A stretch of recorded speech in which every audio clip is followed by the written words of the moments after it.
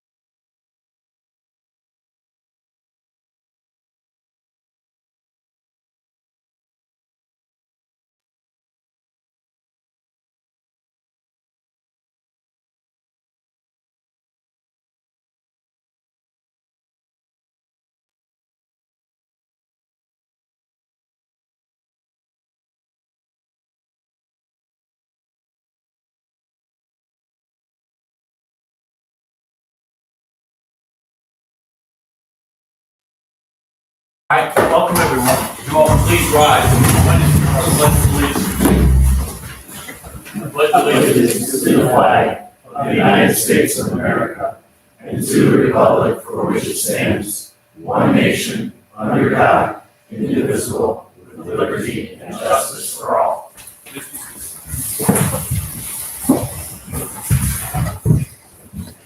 Fiscal officer will take the roll. Julie. Here.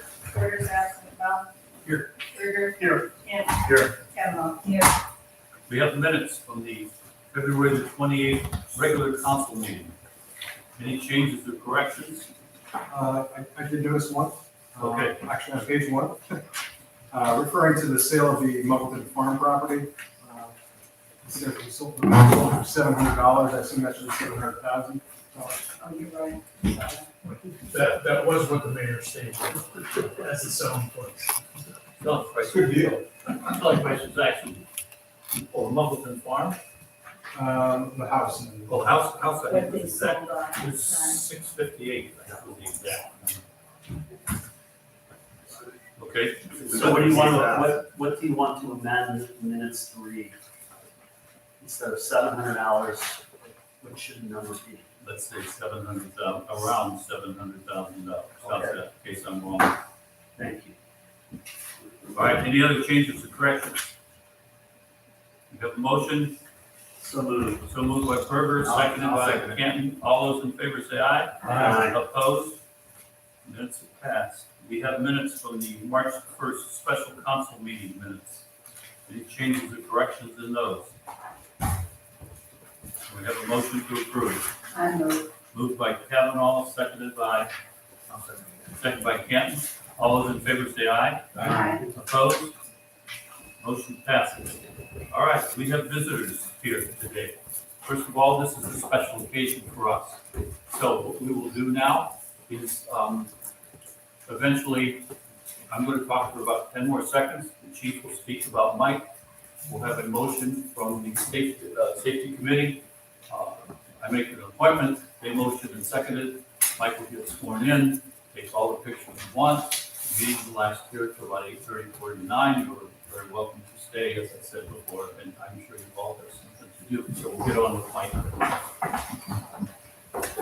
Chief? Thanks, everybody. Michael, I'm pleased to present Michael Harding. Where are you, Mike? Come on up, stand up. Michael started with us in September of last year, and he's been with the Bracknell Police Department since 2017. He is currently part-time with the Burton Police Department, who is represented here in the back hallway by the chief and one of his officers. And tonight I'm asking council to appoint Michael to a full-time position effective March 16th. Okay. I would like to ask the safety committee Chairman Glicky, to make a motion. As chair of the safety committee, I am pleased to make a motion to appoint Michael Harding to a full-time patrolman's position in South Russell Village. On behalf of the HR committee, we second that motion. All in favor, say aye. Aye. Opposed? Motion passed. Mike, please come forward. You want to stand? Do you want anybody with you?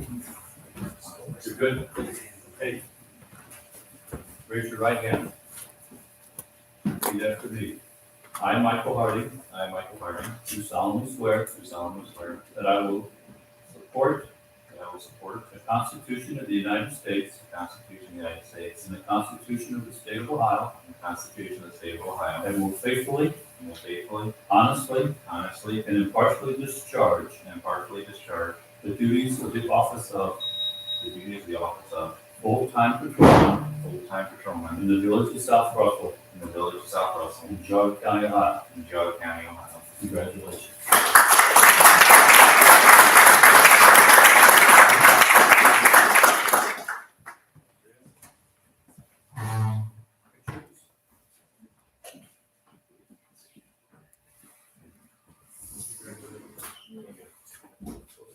Congratulations. Congrats.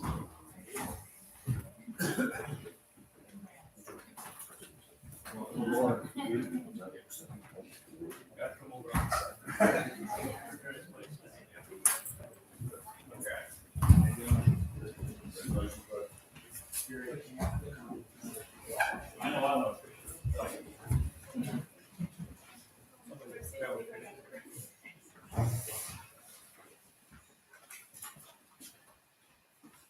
there so you can go out there and have somebody else take a picture.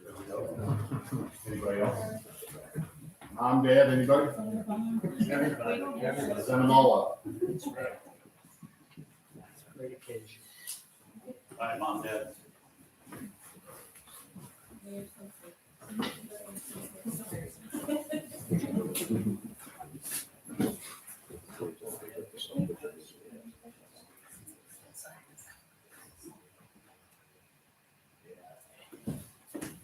Any special ways, just want everybody at once?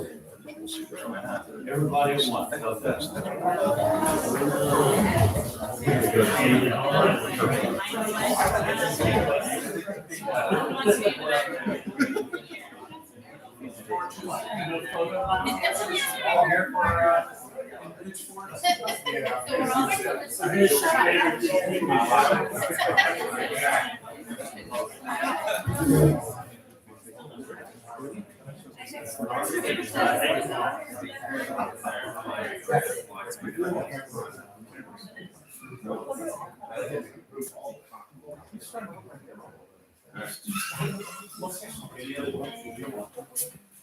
Mike, do you want that rose gallery back there? Yeah, how about, you guys wanna have a, Yeah, they want you guys wanna take a picture with them? Perfect, guys. Chief, you too. Okay, I'll go. Okay, he's like, oh,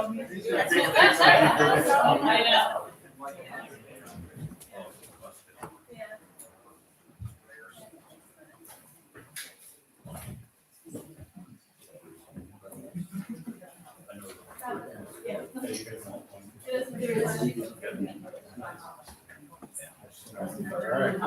Good luck.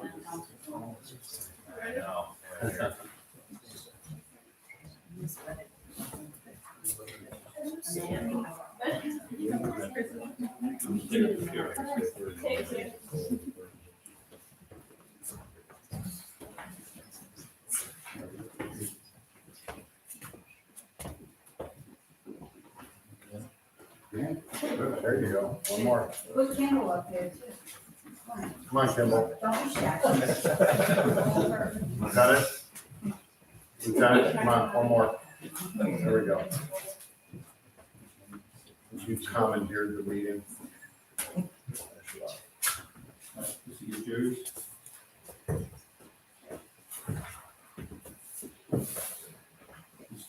You showed up to a picture meeting and the kids meeting. Okay, I think this is last call, Mike, for any other pictures? I think all good. All right. Just take good care of your son. See you guys. Thanks for being here, Tom. Really appreciate it.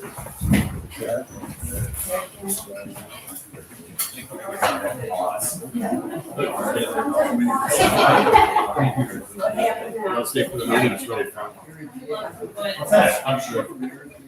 My parents immigrated to Ohio in 1906. Yeah, we're the only ones that came from that group that I'm aware of. Right? That's great. Right. I am sure we're related. I'll ask, there's a small handful of us, and that's it. Yeah, I've never heard the name. Right. Thank you very much. My last. I'll say hello again. Yep, we're good.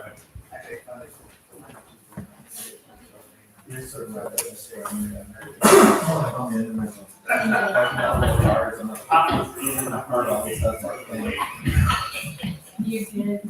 Okay, we are now in the visitor section.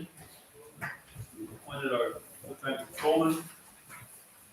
We also have a visitor in the audience, just to refresh everybody, how we do visitors. Visitors they ask permission to speak, they're asked to rise, give a name and address, they get to speak for 5 minutes. And then if something comes up later in the meeting, we always encourage people, stay afterward or email us or call us, to make ourselves available.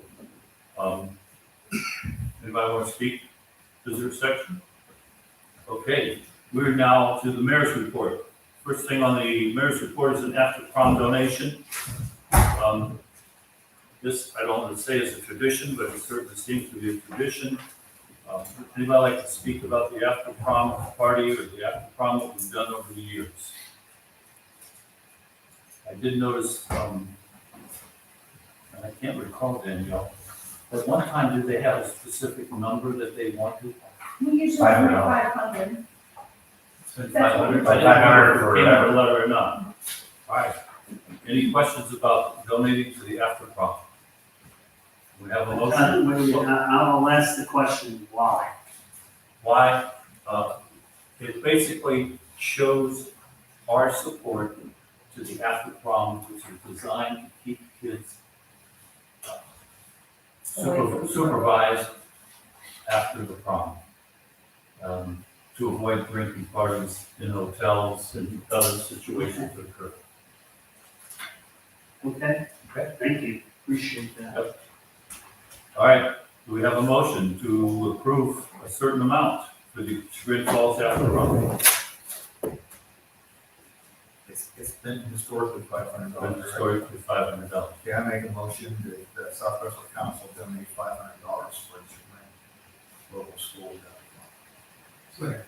It's been moved and seconded. Discussion. All those in favor say aye. Opposed? After prom donation is passed. Okay, we are also now at the mayor's report. First of all, thank you for all being here at 7. I was just worried that people would probably forget. But anyhow, we're here and I'm glad everybody's here. I sent out to you late last night some mayor's report, some different comments. Probably the nicest thing that's going on is the continual improvement of the business area. Businesses leave, nice new business comes in to replace it. We've had some of the last few months coming in. Last month, Chris, Phil, I think you brought up the fact about the state legislators dropping the Ohio gas tax. Ohio Municipal League, that's basically the mayor's lobby. They're working hard against this also. And I don't know where it's going to go, but there is more of a concern coming, quite frankly, that the local mayors and I guess many mayors feel that the rights that having home rule is being eaten away. And also kind of noticed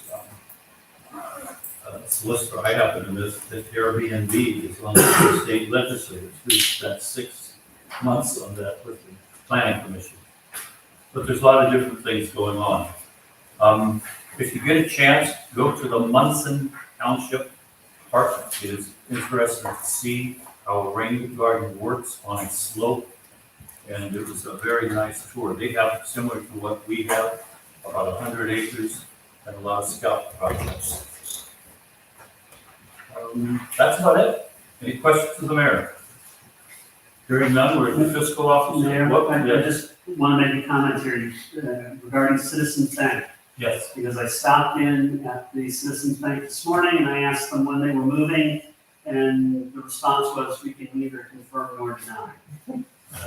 So, I mean, but clearly, the building on East Washington is going to be Citizens Bank. Yes. They've approved that, so. And we know that the lease is up at Tanglewood Okay. on their facility there. So I don't know what's gonna happen in 1 year. But, so they wouldn't tell me anything this year. That's all I can write. Any other questions of the mayor? Fiscal officer, the floor is yours.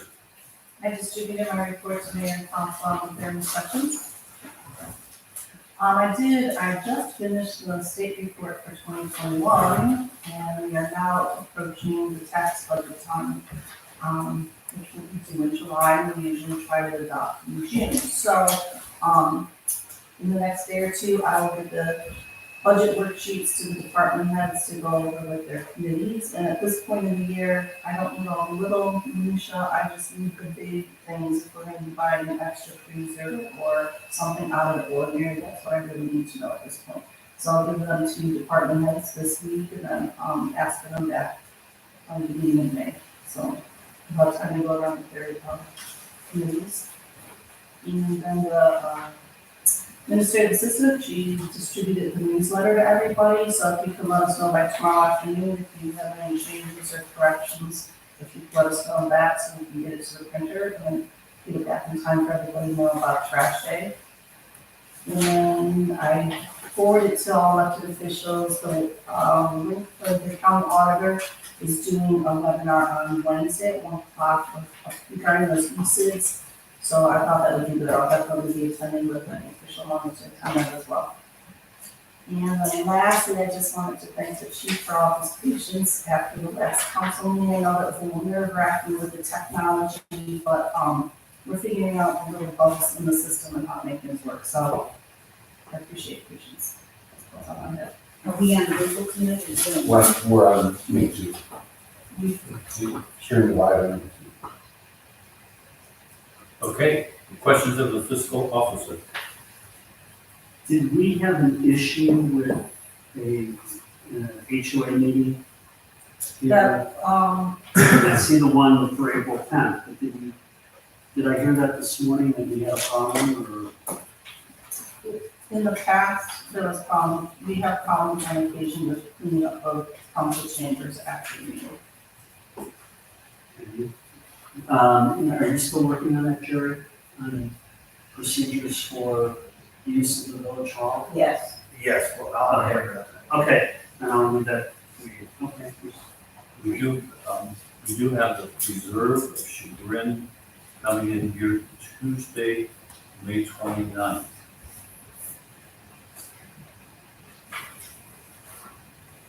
So we should charge them $25. Well, for country estates, that we're talking, well, we have that one for country estates coming, what was the name on that? April 10th. April 10th. All right, so when we get property committee, we'll take a look. All right, any other questions of the fiscal officer? Fiscal auditor, Adam. Thank you, Mayor. Last night I distributed an electronic copy of my report for the month ended February 28th, 2022, and you have a hard copy in front of you in your packet. There. Front and back copy. Keep going. All right. So on the page one, you'll see our fund balances. I wanted to point out that these fund balances, which were arrived at independently, match the fund balances that Danielle has shared to Penny. Total amount of all funds is $3.712 million, which is almost $250,000 higher than it was last month, in January. Got the question last time about what our interest rate is on our investments. So I included that right at the bottom, next to the file, let's see, it's 15 basis points. It's climbing. Nowhere near where it was a few years ago, but we'll take it. So on page 2, you'll see our revenue and expenditures for the month of February and year to date. And of course, the far right is the budget for the year.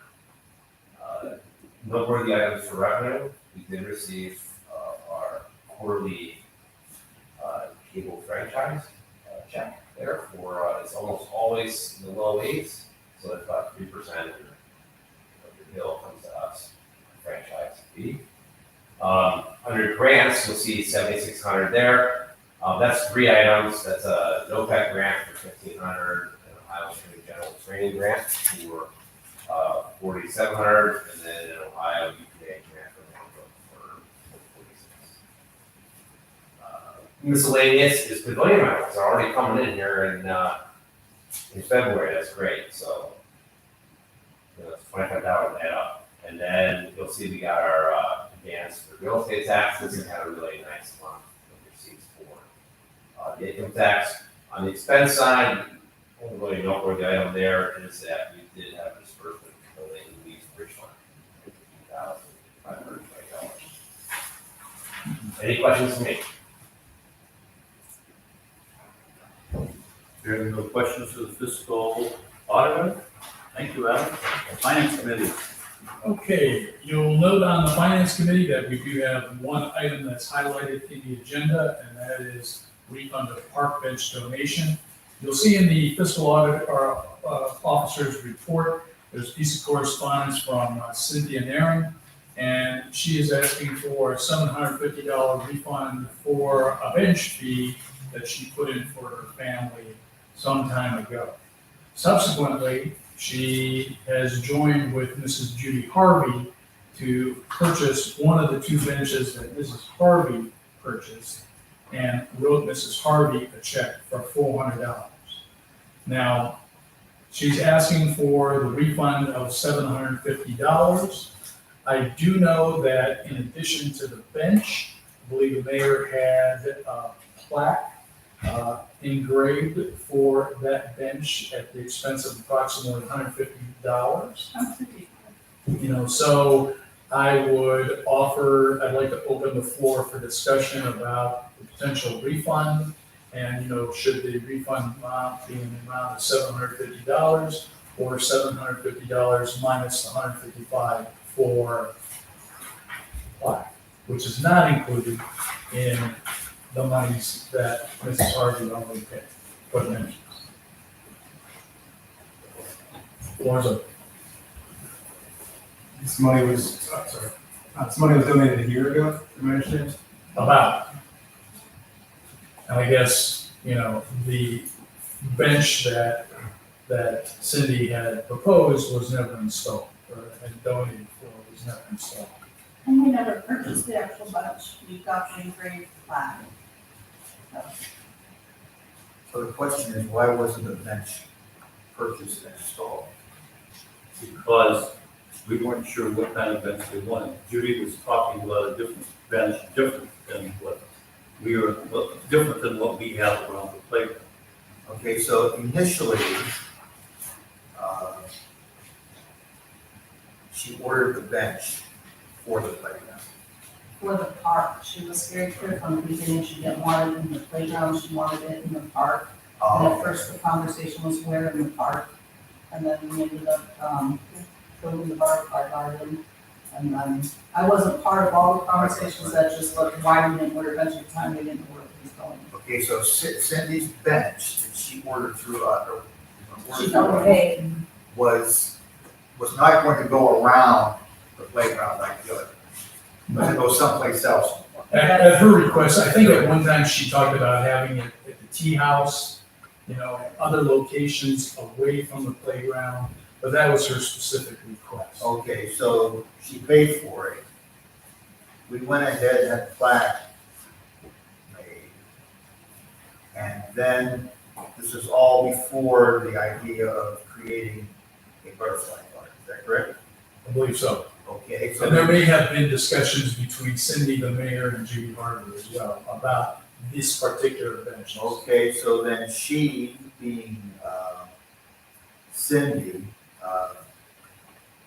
she collaborated with Judy to build the butterfly garden, is that correct? She was on Judy's committee. Butterfly Garden was solely. And then she thought it would be a very nice thing to do, is to donate money for a bench for the butterfly garden. What happened was, as I understand it, and perhaps there are others that can explain it more better, that in the course of discussion about the butterfly garden, she and Judy Harvey, you know, were talking about the bench. Judy showed Cindy the benches that she obtained, okay? And she, of course, told Cindy, and both of these benches cost $800 together. And Cindy saw it as a wonderful bargain, and I guess cut a check to Judy Harvey on the spot to say, I'd like to buy the other bench for the butterfly garden. Okay, and how much time eclipsed when she made the donation for the bench for the park? It was made in January of 21, so a year. So it was a year. And what was the dialogue between us and her concerning the bench? We weren't sure where we were going to put the bench. We weren't sure what the bench was going to look like, we weren't sure where it was going to go. Okay.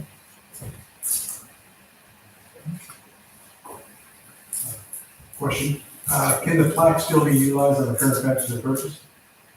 Yeah. Okay, Yeah, so the plaque is it can still be used. still in the mix. From my perspective, I would be okay with refunding less the cost of the plaque. And I think that as suggested in the fiscal officer's report, maybe we should have some kind of some program set up or guidelines. for this. Well, and I would concur, and I would encourage that, council or park committee consider a review of the expenses. And this is from a finance committee perspective, because material costs have gone up. And I believe that sometimes, with material, shipping, installation costs, we may not be capturing the true cost of a bench. So, that in addition to gas, everything's going up. And if the benches, I don't know, are the benches wood or are they, like plastic? If they're composite, that's a petroleum product, and that cost is definitely gonna go up. So, and going forward, we may have to review those costs and what we charge the public for. I'm sorry, did I hear that the plaques can or cannot be used It can. at the I don't butterfly know. garden? Because those benches are different, can they? And I haven't seen the bench. is that one they bought, I believe, was composite, it's a smaller bench, and the ones that they on are bigger than that. So I don't know how. I mean, the plaque is a brass plaque, or is it, I haven't seen this plaque, It's like all the rest. Yeah. which is it plastic, Oh, no. No, very nice. brass? It's 10x5. And Tim's guys inserted right into the wood of the benches. Yeah. So this plaque can be used in the butterfly garden? Right? On the bench. On that, and I'm sure if you don't insert it, you can glue it. Okay, so it's not a waste, it's not a loss, Yeah. right? So she initially paid $750 for the bench of the park? Well, then we should reimburse her $750. Well, wait, less the plaque. Less the cost of the plaque, which is going to be used. Are there any other costs? So that's $155, so she gets $585. Yeah, but the plaque's gonna be used. I mean, it's gonna be used. And which was included in the cost In the of the $750. $700. Well, it wasn't plus. No, it wasn't plus. That was part of the purchase price. Okay. No. Okay, so given that, it appears like the consensus of council may be that we refund Cindy Naren amount of $595 for the check that she wrote for the bench that was never installed.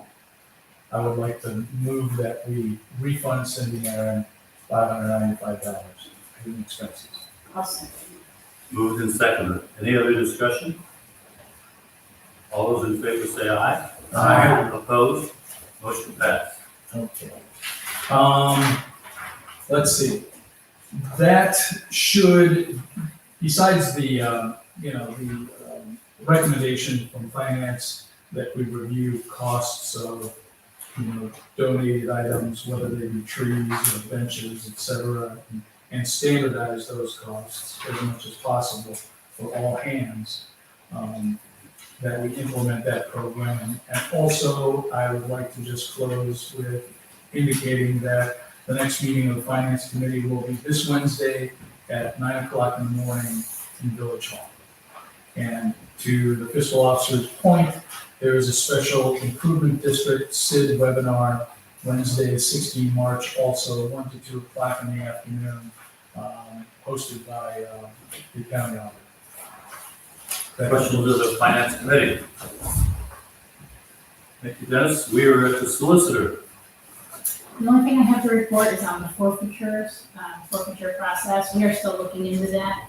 There is a provision of the Ohio Revised Code regarding unclaimed monies that are held for a certain period of time, although I don't know that these are necessarily considered unclaimed, so we still need to continue to look. Is it?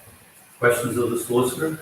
One question about those funds, Brian. Do you know if we've ever, I know some of them have probably been sitting there for a while. Did we ever make an effort as a village to reach out to those people and say, we have funds here?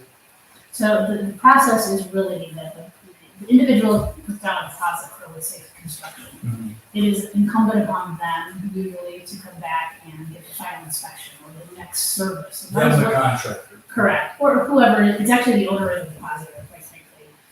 If those funds are still there and there's been no significant activity, they've been there for a year or more, then the building inspector is actually supposed to send notice to the owner of the depositor, saying, hey, by the way, there's this deposit, you also did not do X, Y, and Z, which are the deficiencies. Please correct those within 30 days, and if those are not corrected, then another notice goes out to the owner and depositor from the building inspector that says that these funds will not be deposited to the village if you do not appeal within 10 days to the council.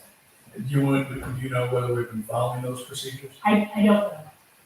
I know that we've had a few forfeiture appeals here, so it makes me think we have followed those procedures. I don't know if they're every single instance, I don't know how frequent, I don't know. I mean, my only fear is that, contractors sometimes take those costs and put them on the back of the customer. And the customer may not even know that there's money sitting over there, and meanwhile, it's not the contractor's money, so he says, hey, it's okay if I, never recoup these funds. And the poor owner is the person that fronted the funds in the first place, and, I'm sure he would appreciate getting a little bit of kickback there, not kickback, but his money back for whatever deposits that he made, but. And again, as long as the deficiencies are corrected, so keep in mind, it's not like, as I understand, the village is not just holding this money just to hold it. It's for services that are performed, usually towards the end of the project. Mm-hmm. So there might be a disconnect there, what happened at the end of the project, I think, and with respect to notice of these funds. Right. So that needs to be followed up, and we're still looking at the issue. Okay, thanks for the clarification. Other questions of the solicitor?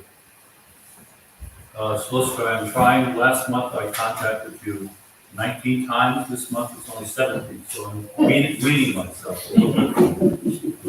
Eric, the floor is yours. Thank you, Mayor. We have the survey state clearing limits delineated for both of the stormwater projects. Van Kuren is the clearing contractor that's going to be doing the work. I expect them to want to get started on that this week. I requested from them just a quick sit down as a small pre-construction meeting about how I expect the jobs to proceed. So when I have a pre-construction meeting set up, I will be sure to notify Utilities Committee and Streets Committee, since both of them are stormwater related. Also, I am very close to having the specs and bid package prepared for the 2022 road program.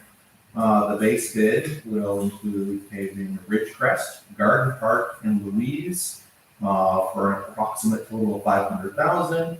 And we're going to also bid an alternate, which is Fairview, which will bump that up to about $700,000. For estimated costs, we are the first community to be advertising for bids for road program this year. I have no idea what to expect for prices for asphalt. I'm crossing my fingers and hoping for the best. I believe my estimates are robust enough that we'll be able to stay within those. If we're not, with the alternate, that allows us some wiggle room. But that's where I'm at. We're going to advertise for bids. I just talked to my contract administrator this afternoon when I was in the office, and he said the bids will be advertised on March 25th or sooner. So you're number one. We are number one. You're number one. Questions over, that's just the first topic. Yeah. Do you have more? Unless there's questions. Questions of our engineer? Two comments then. No questions of the engineer? Mark and I met last Thursday with the Manor Brook Gardens Homeowners Association Board. Frankly, we were hoping that we could start talking about phase two, but it was really kind of more of a rehash from that special council meeting. What about this? What about that? I'm very concerned. One of the things that came up is they would like to somehow have us do a test of the sound. Pick a location in their area and do some sort of a test of the sound, and then go back after construction and do another test to see if the decibel level has changed. I think two things. I think, frankly, it's probably a no-win situation for us, because no matter what, it's going to be, the sound has gotten worse since we cut down the trees. Second situation, I went to a friend who runs an electronics store, and he said, you really can't do that. But we're going to check with Osborne Engineering. They may have some way of doing a decibel read. Third, I know I'm catching you, this is not your forte. If there even could be something like that, what would it possibly cost? I have no idea. That's not something that I'm familiar with, and that's not a service that CT is equipped to offer. We're not acoustical engineers. I would caution, and this is me knowing little to nothing about acoustical engineering and measuring decibel and sound levels at a specific site. But I would caution if the village chooses to engage someone to perform these services, that they perform those services at a similar time of day and in a similar weather scenario. I know humidity can greatly affect how sound propagates through the air. So if it's if it's a foggy day when they come out and test before the trees are cleared, and it's a nice bright sunny day when they test after the trees are cleared, just that difference in humidity will affect how sound travels through the air. So, like I said, I'm not the expert on this, but I would advise if the village wishes to engage an acoustical engineer for such matters, that they really try to nail down as many variables as they can. I don't believe that was one of the conditions that was imposed by Planning Commission for pre and post. Planning Commission mandated that CT come up with a landscaping plan within 90 days. So I've got that less a couple of weeks now. I want to have the trees cleared so we can get good sight lines before I have a landscape architect start on the landscaping plan. And like I said, the trees will likely be cleared and will likely be started this week. So, Mayor, this is us trying to be a good neighbor and accommodate more than anything? Yes, saying, okay, we could look into this. Maybe there's somebody would come out here tomorrow with some sort of device, set it up, and register sound for maybe 2 days. Because you're saying it could be Thursday that Van Buren started clearing the trees. I haven't gotten a date back. I haven't gotten a date from them. I know they're ready to go. I've asked for a handful of dates from them for let's do a quick pre-construction meeting. They could say, let's have that tomorrow. So sunshine. Right. So I guess if we were to try to do something, I don't think we can roll a decibel meter engineer out here tomorrow and have readings by Wednesday and trees are cut down on Thursday. I think we have the same problem that we did with the neighbor to the south. We're located by a very busy road, and that we don't have we have no control over that. That's what the neighborhoods are. So, I would be I have curious no as to idea. what that comparison that shows there's a market difference. Then what? Like what's the A plus B equal? and A barrier wall, like you see on the interstate highway. Please no. And I don't think that would be acceptable to the Vanderbilt community. But we've given, our verbal assurances that we want them happy with whatever the landscaping is there. Yes, landscape. I don't know. Even if we had this test before and after, I'm sure no matter what, there's going to say there's more noise, which I think there probably would be. You want to do this. You want to allocate $2,000. That if tomorrow morning, this company that I did call and say, we can come out, we can do a test, and we'll do a before and after test. I have a little experience with sound attenuation, okay? And most of these in a drive-by situation, the meter is set at 10 feet from the road. That's their standard, okay? So 10 feet from the road puts us in front of the trees, okay? So I would be very leery about someone saying, oh yeah, we can come out and set up a sound meter 50 feet from the road, we can do this to the trees and tell you anything.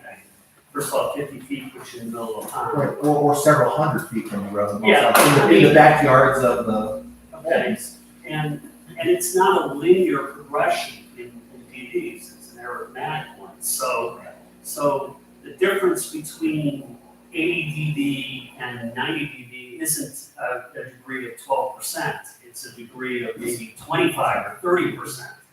So there's a whole lot more to this than just say, hey, come out and throw a sound meter out there and let's see what it says. I don't think you're going to accomplish what you want to. I don't see a win in this situation anyway, any which way, Chris, but I was like, if you said, okay, we're gonna put it in the backyard of the closest condo, before and after, It's a couple hundred feet. yes. Let's see, the trees are. Have you considered reaching out to any of the townships or other municipalities around that actually have decibel readers and do this and have part of their zoning code for how to read decibels and how to, I'm just thinking, instead of necessarily just picking one company to come out, you might want to just touch base, because some of the townships actually have noise zoning regulations, believe it or not. Not a lot, because they're not the most enforceable. It's really tough to enforce, but they do have these decibel readers, and they're quite expensive. This Joe Gattell. I don't know the engineer. I'm not sure. You might, I don't know. you might check with Dave Osabar to see if he knows somebody who might have that. But I think I realize we're under a very tight time frame, but I just been hiring a firm to go do this is probably not achieve what you want to achieve. And one of the things that comes to my mind is, even if we do the study, what is the desired end state that Manabrook asks for? Because if it is a degradation in sound, an increased dB level, in their opinion, are we then setting up the village to say, well, we have a responsibility to mitigate that? We're serving, I think being a good neighbor and saying we're enhancing the landscape, sight lines with improved foliage. There'll be also some reduction in dB. But the fact of the matter is, in order to mitigate it potentially, they might have to be prepared for a sound barrier wall. That may be the only thing that mitigates to their desire the sound. And that's tough, because that's not very sightly option.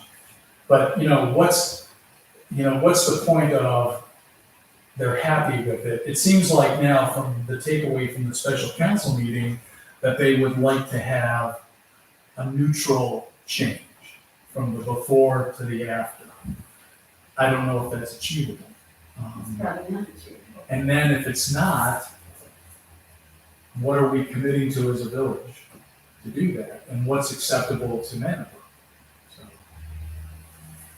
I guess to me, the bottom line is, we're gonna have a landscape plan here, hopefully, within 90 days. And we're gonna go with that. I don't know that we need to. but that may not mitigate the sound there. Correct. So that's my concern. That might take care of sight lines, but what is Manabrook asking for?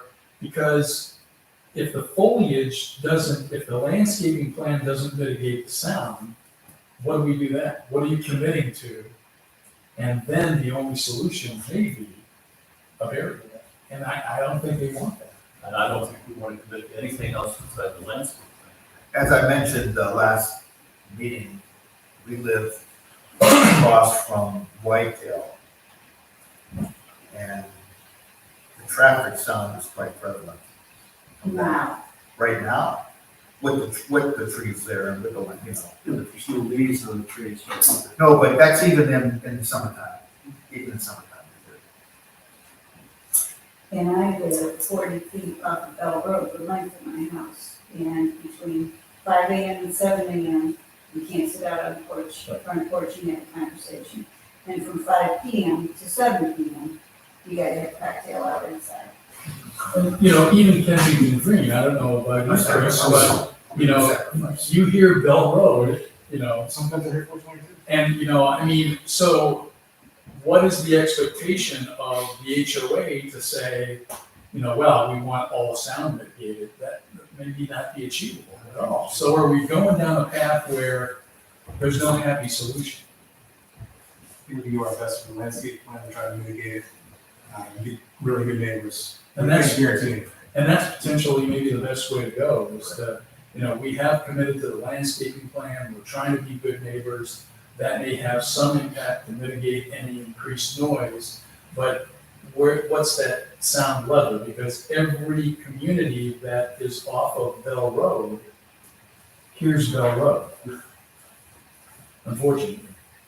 How about this? If Osborne Engineering calls me tomorrow morning and say, oh, we can do something for $500, you wanna do it just so we can say we tried? They may say I can't agree with $5,000. Dennis, because this might open a can of worms. Okay. I'm just saying, we may be standing into danger, and quite frankly, then, can we in good conscience, as a village, say, we'll go with a single contract?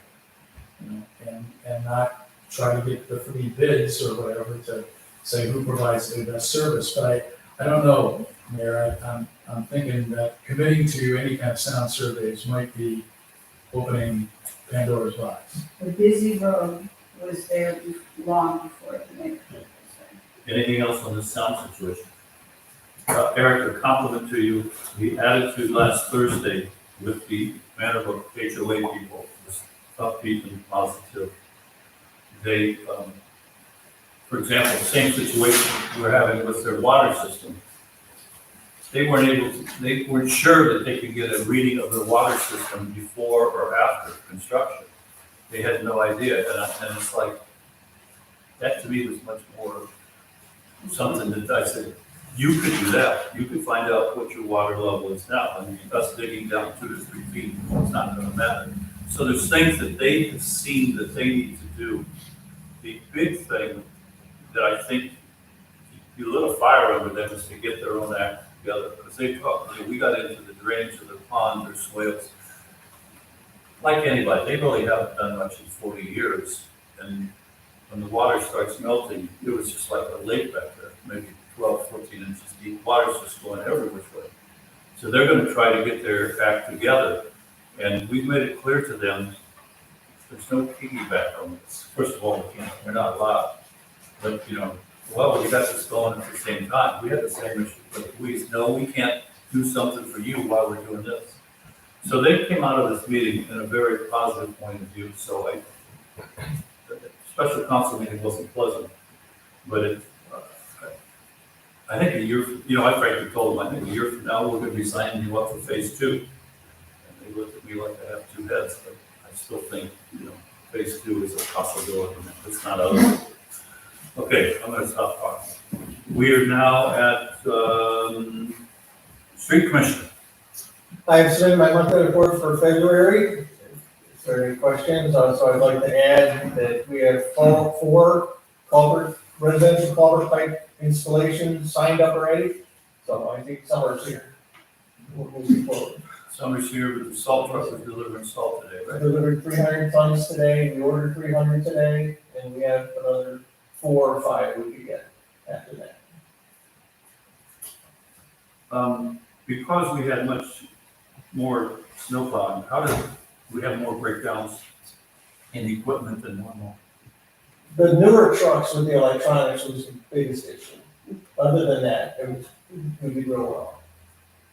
Good. Questions of our street commissioner?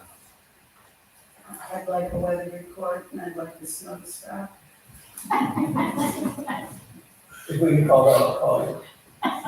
At that time. I'll speak to Punxsutawney Phil. You do that, Pennsylvania. Street committee, you're up. Sure, in the absence of Councilman Porter, you're stuck with me. So last Friday, we had our meeting. Video minutes will be sent to you once they're completed and submitted by the chair. We did 3 issues that were brought up during our meeting that had added to the agenda for this evening. The first is regarding the Federated Life Center retention area. We information from the meeting, a little background, and we can go from there. The retention area is on private property in Bainbridge Township. Water retention, water travels to Sugar Lakes, across the 6 Sugar Lakes through the pond system on the south side of the neighborhood. At one point, South Russell Village installed a restrictor plate to help with water exit velocity. I'm not sure when that was done.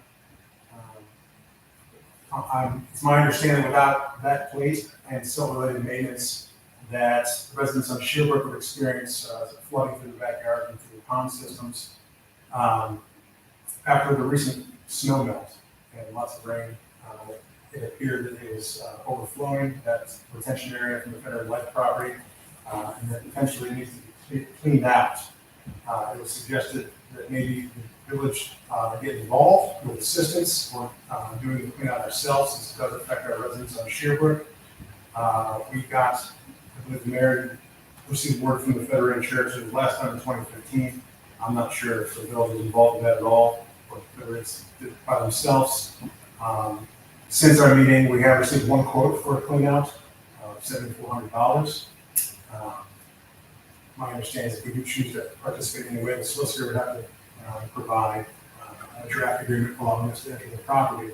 But I'd love to hear council's opinions on such a matter. And this is Bainbridge going into This is on the edge of Bainbridge in South Russell, right there. Bainbridge. Right where Chisholm's house used to sit. There's retention, you really can't see it. You guys did that maybe 2012, 14? Roughly, Yeah, yeah. about A handful of years. Yeah, years ago, and in 2015, I think we just asked the Family Life Center to clean it up. They did it, cost them $10,000, and it needs it again. Are they unwilling to clean it out again? Have they been approached? You clean it out? No.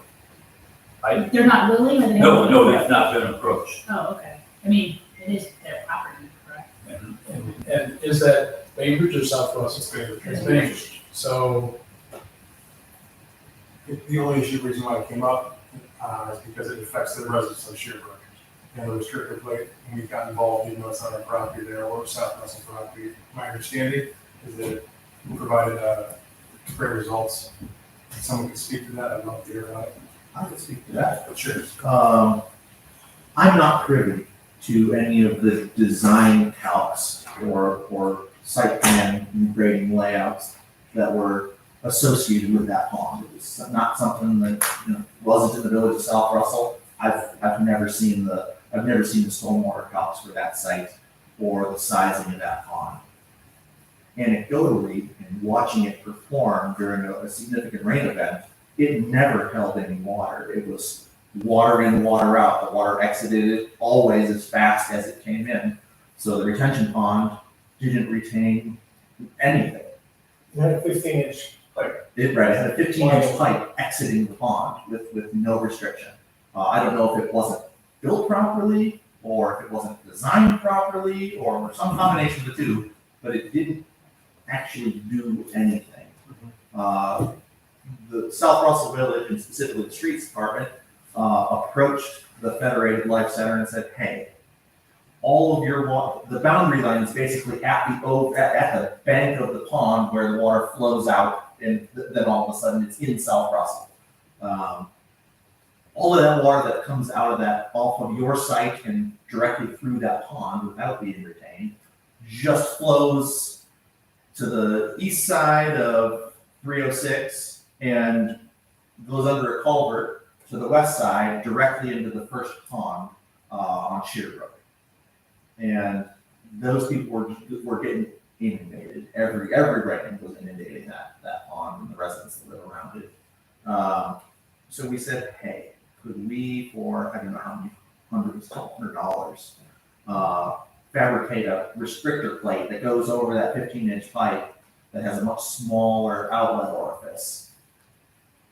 Could we install this? Federated Life said, absolutely. If you want to do it, have at it. It has worked wonderfully. The pond now fills up and retains water and slowly drains out after a rain event has subsided. During the biggest of rain events, it fills all the way up and actually engages the overflow of the pond which is what it's designed to, or what it should be designed to do, if that pond has filled up with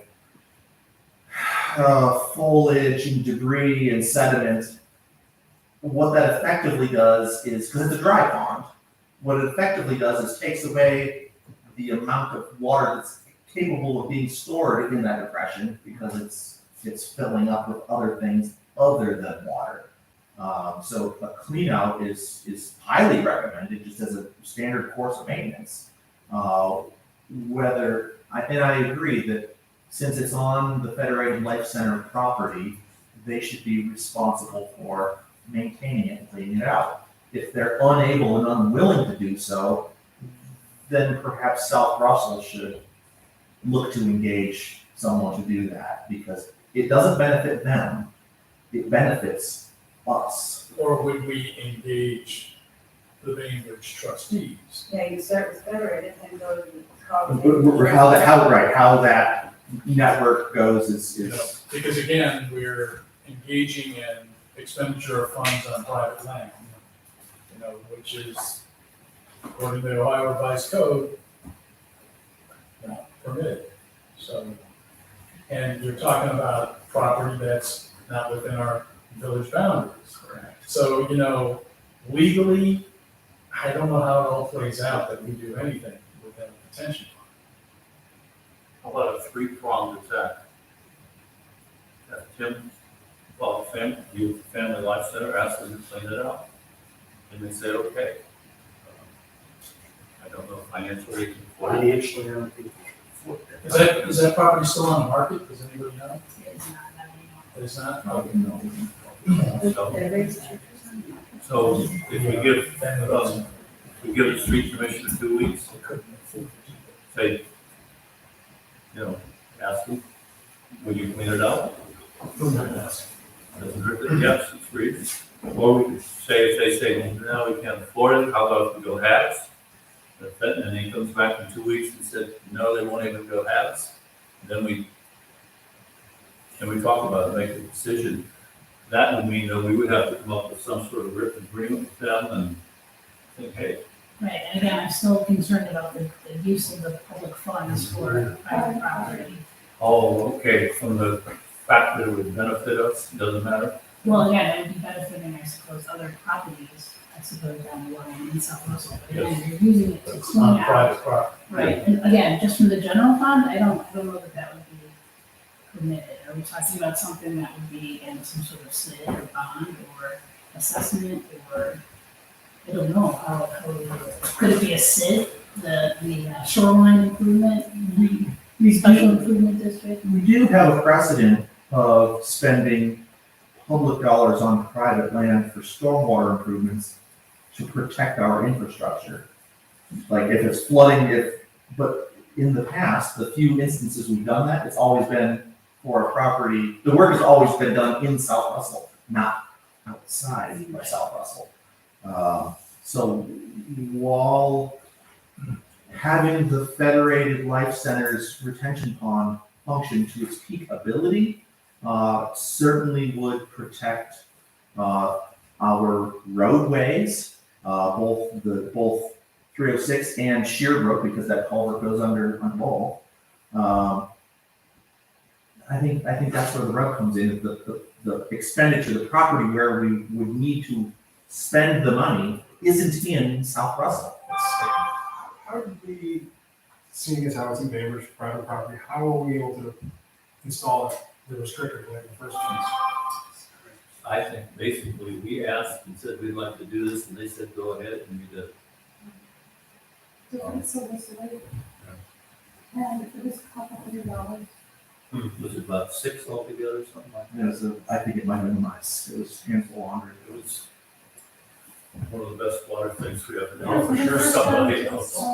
But I'm afraid if you start this now, this public one for private purpose, and then how many lakes do we have in the village that money is affecting our roads or whatever, so just. And again, you're expending South Russell Village taxpayers' funds outside of South Russell Village.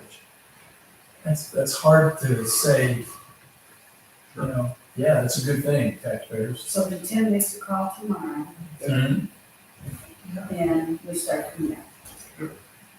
Good luck. Unreasonable question. If the culvert is entirely blocked, what happens to the water? Which culvert? If we put a restrictor plate on it, what if the restrictor plate was a solid plate Oh, closing off the pipe? then it just fills the pond, and the pond stays full at 100% level, static level, and then water in, water out, it just goes over the emergency overflow. Okay, where does that emergency water end up? South Russell. Comes in at the lantern. Yeah. Between those. The edge of the pond is the core limit, basically. The one thing that I think Riley mentioned is, the SID may be an avenue, but it would be an agreement between Bainbridge and South Russell Village. And I believe that potentially, and you had the conversation, Mayor, but I think Chuck Walder may have recommended that we engage in a SID with Bainbridge and not necessarily have a SID for ourselves. If we chose to do that, that might be an avenue where we could do a cooperative project between the two municipalities, or one municipality and township. So,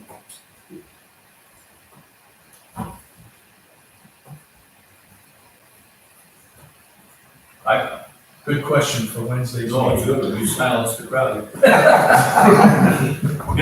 If I were in Bainbridge, I'd probably say, doesn't mean anything to them. They don't. It's all our problem. Anyhow, But they look like bad neighbors if they don't. and there'd be a chance that we scratch it. So, we'll put the whole burden on the street commissioner. Right? Let's call and find out.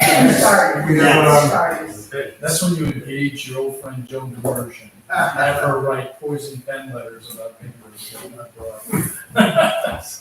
All right. Chris? Next issue, salt dome. There is a large crack in the concrete base wall. I'm going to lean on the street commissioner and engineer to kind of give a background on that. You want to go first, or should I? We noticed the salt on the outside of the salt dome, and we investigated a little farther, moved all the salt away from the inside, and it's quite a crack where each angle is divided into sections, and one section is leaning out inches, by 3 inches. Probably close, yeah. Probably close to 3. And we're looking at a method, well, we did, knowing that we needed to order salt, we built a plywood wall against that, so it would not let the salt leak in to the crack after we did clean the crack out. And hopefully with the engineer, maybe we'd come up with a way to push that back in or anchor it somehow to bring the wall back in. Yeah, it was very helpful that your guys were able to, because I sent my structural guys pictures of the outside, and I said, oh, yeah, there's definitely some deflection happening there, some differential movement, and kind of did a couple little sketches of, here's where it's the worst, and maybe here's what we can do, but can we see the inside? And, no, it's full of salt. Well, we were at our low point in salt storage volume of the year, and Tim's guys were able to pull the salt back away from the concrete foundation walls in that location, and it was super, super helpful to get pictures from the inside and the outside. And we're looking at 3 different repair and stabilization options. I don't think any of them are going to be excessively costly. I don't have that report back yet, and I don't yet have a cost estimate for each of the options we're looking at yet. But I'm optimistic to have those soon. So basically, the dome just split. We're going to have to do something to it because it's not going to get better all by itself. I don't think, my personal opinion, not a structural engineer, I don't think the salt dome is going to fall down. And I don't think it's any catastrophic failure is going to happen anytime soon. But now that we've noticed that we have a problem and that there is differential movement in that concrete wall and some cracking, now's the time to get on it and make sure it doesn't get any worse. Repair the damage that's been done and make sure it doesn't happen again. Would this be an issue for the properties committee or remaining on the streets committee or both? That was perfect. More Want to keep running with it? You got enough on your plate, don't you? No. Okay. Sweets you want. Okay. So I'll take for you when I got this permit. All right, And lastly, the Village Hall parking lot came up at our last meeting. As I understand, it's taken a pretty good beating this winter, like many of the roads. There are a few options. One, and there's significantly different price points. One option is to completely tear it out, redo the base. Is that correct, Eric? I'm sure I'm not doing this justice. It's called a, not recycling place. Stabilization. It's, yeah, it's got a name, it's escaping me right now. It's basically, it's similar to what we do with our asphalt roads for the recycling, where we utilize the material that we've already got, mix it up, inject more liquid AC asphalt, roll it out and pave over the top. That, for certain roads, that's been a really great repair strategy that we've used here at the village. So they grind up the, like into grindings and then. Yeah, something like this though, since we have such a small amount of asphalt, that parking lot was a stone parking lot for years and years and years. I remember being here and that being a stone parking lot. We paved over only a couple inches of asphalt over the top of the stone parking lot. And that asphalt is really starting to come apart. It's been several years. And the process that I called around, the Lake County engineer has done a couple of neat projects where they, similar to recycling, come in with a big pulverizing machine.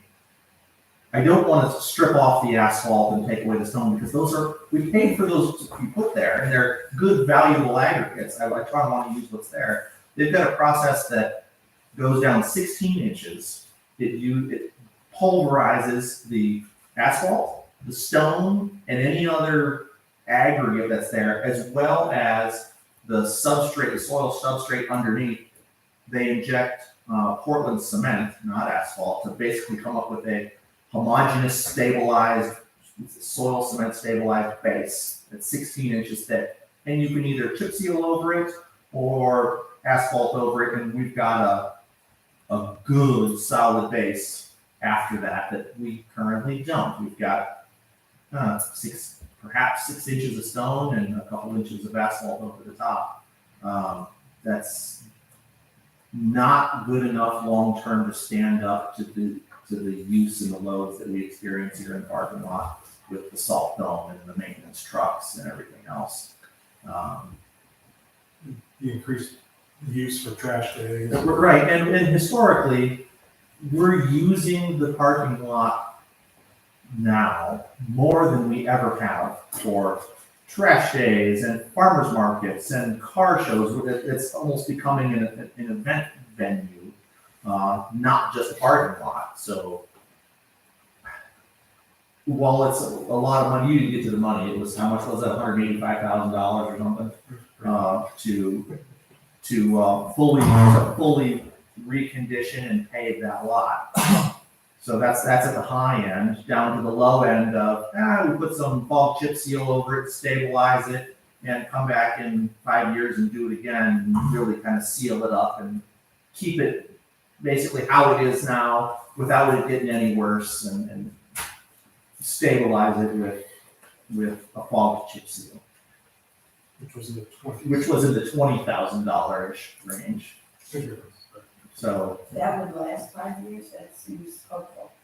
I think it would last about 5 years.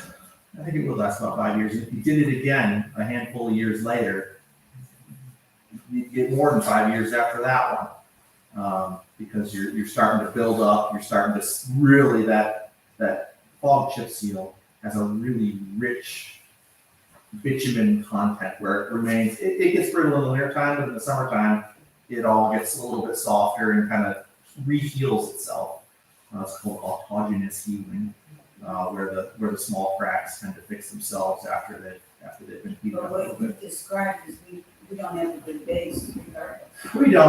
We don't, but at two ends of the spectrum, 20,000 versus close to 200,000, that's the ends of the scale that we're looking at, so.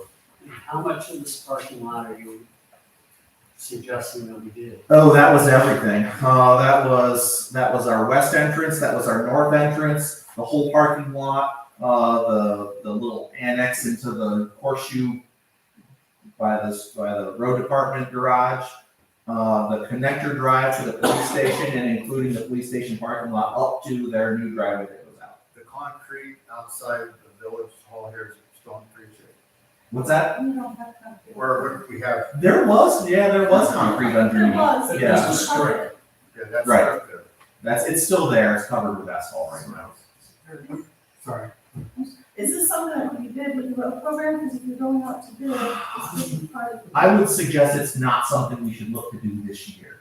But let's all take a look at it as a group and let me know what your pleasure is. You want to maintain the character of what we've got, which would be kind of, okay, we'll dig out, repair the worst of the worst sections, apply some chip seal and stabilize it and look to see how it holds up in the future? Or is it something that, boy, since we're using it for a lot more now than we've ever have, and presumably the creative uses for our parking lot real estate are gonna rise in the future, do we want to do something that is a more robust repair or reconstruction? So for the more robust program, the lifespan's about 20 years?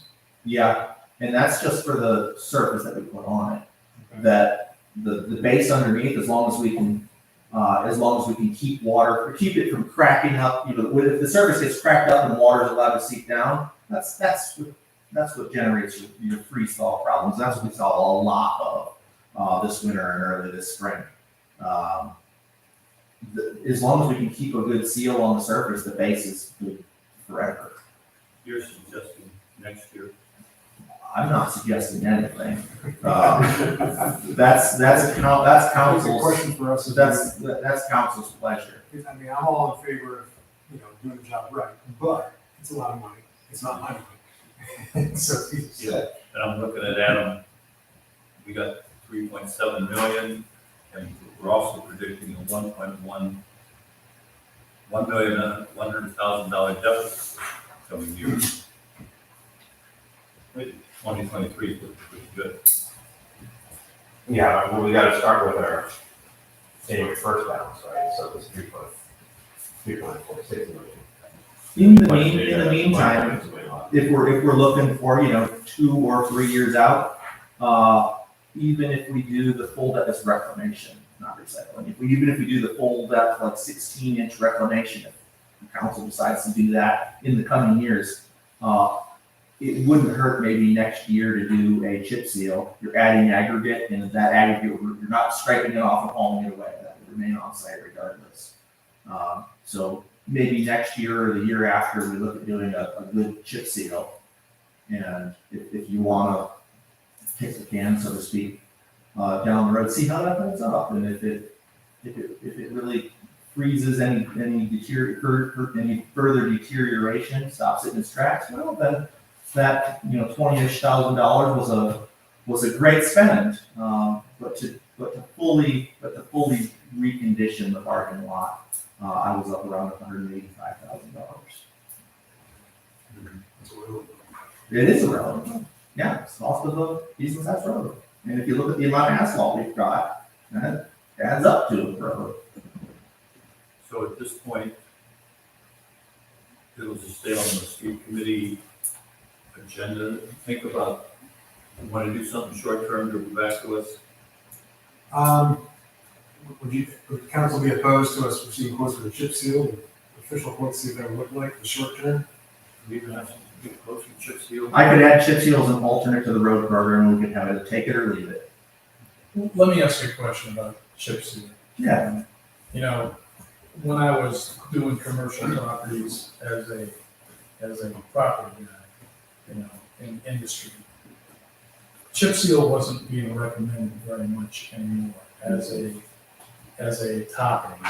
And, can you speak to that a little bit?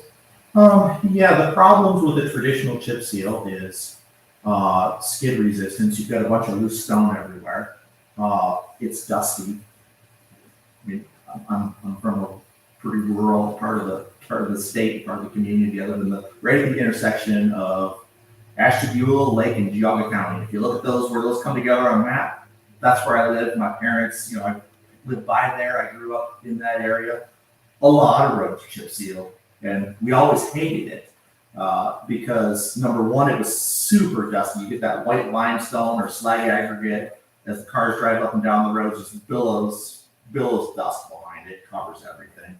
The loose stones really sandblast the bottom of your car and chip the paint off of it.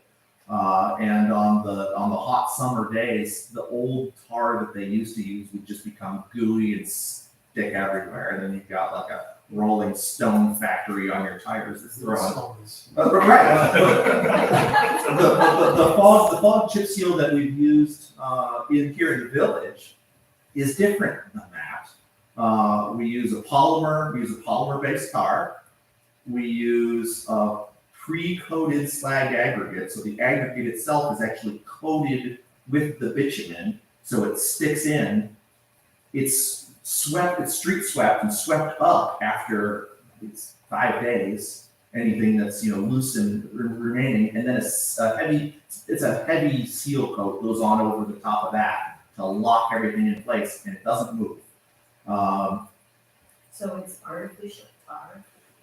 It's real tar. It's polymer fortified tar to keep it from becoming so liquid in the summer months, and also to stabilize it in the winter months so it doesn't become so brittle. I appreciate your explanation, Eric, because for a lot of folks, you throw around a term like chip seal, they may not even be aware of what that means. Right. So, thanks for the explanation. Sure. Anything else from the street committee?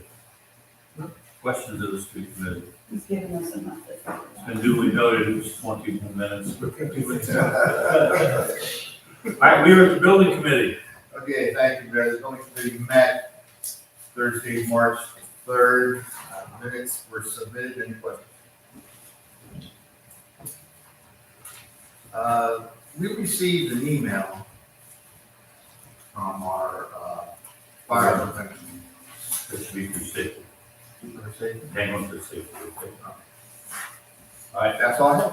questions of the building committee? We have a thing up here for, placing an ad, there's only inspector, if you want to do that now, later, if you don't. Yeah, it's right there, yes. This could be zoning or just zoning. I said, put the zoning and building, maybe we could do it online. Yeah, you got the ad, or basically, No, you just have to say that you want a motion to do the ad, how much you want to wait till we do Okay, it. I'll make a motion that we place an ad for a zoning building inspector. I'll second. Are we, okay, moved and seconded. I have a question. okay, Both a building and zoning inspector. I thought this was a part-time zoning inspector position. What are we bundling here in this proposal? Do we have a job description which puts these two positions together? no, We don't have that, but yet we're going forward with an ad to hire somebody that we don't even know what they're going to do. I think the ad says somebody, zoning inspector experience, building inspector license preferred. You do Yeah. have, Are we looking for a part-time building inspector or zoning inspector? If that's what we're looking for, that's what we ought to advertise for. we, if you recall over the years, we have a, building inspector, we have part-time zoning, we have part-time building and zoning. So what are we looking for here, folks? Instead of a made-up position that's moved and seconded. Well, I think all positions technically are at this point, we have job descriptions. I'm trying to check the pay ranges to see if we have that. Is this for full-time or part-time? Will be part-time. Okay. This is one we talked about, like 4 hours a week, 30 weeks, something like that. Then why are we adding the building inspector component to it? Correct. to have some, if the chance is somebody out there with applying with experience. Then my suggestion would be, then run 2 ads. Run an ad for a part-time zoning inspector and run an ad for a building inspector and see what you get. Because a building inspector can be a zoning inspector, but a zoning inspector cannot be a building inspector without qualification. Okay, you want to amend the motion, you're on 2 ads, an ad for a Or- zoning inspector, Or or do we need to withdraw the motion? let's use this. Amend it or withdraw? Okay, let's amend it. So we'll run an ad for a zoning inspector and a separate ad for a building inspector? Part-time. Part-time. Okay. Discussion? Is that the motion? I don't think a mayor can make a motion. No, we made a He just motion. amended it, but Wait, you can do it, Mayor. Sure, you made- Okay, I made a motion, I will amend the motion.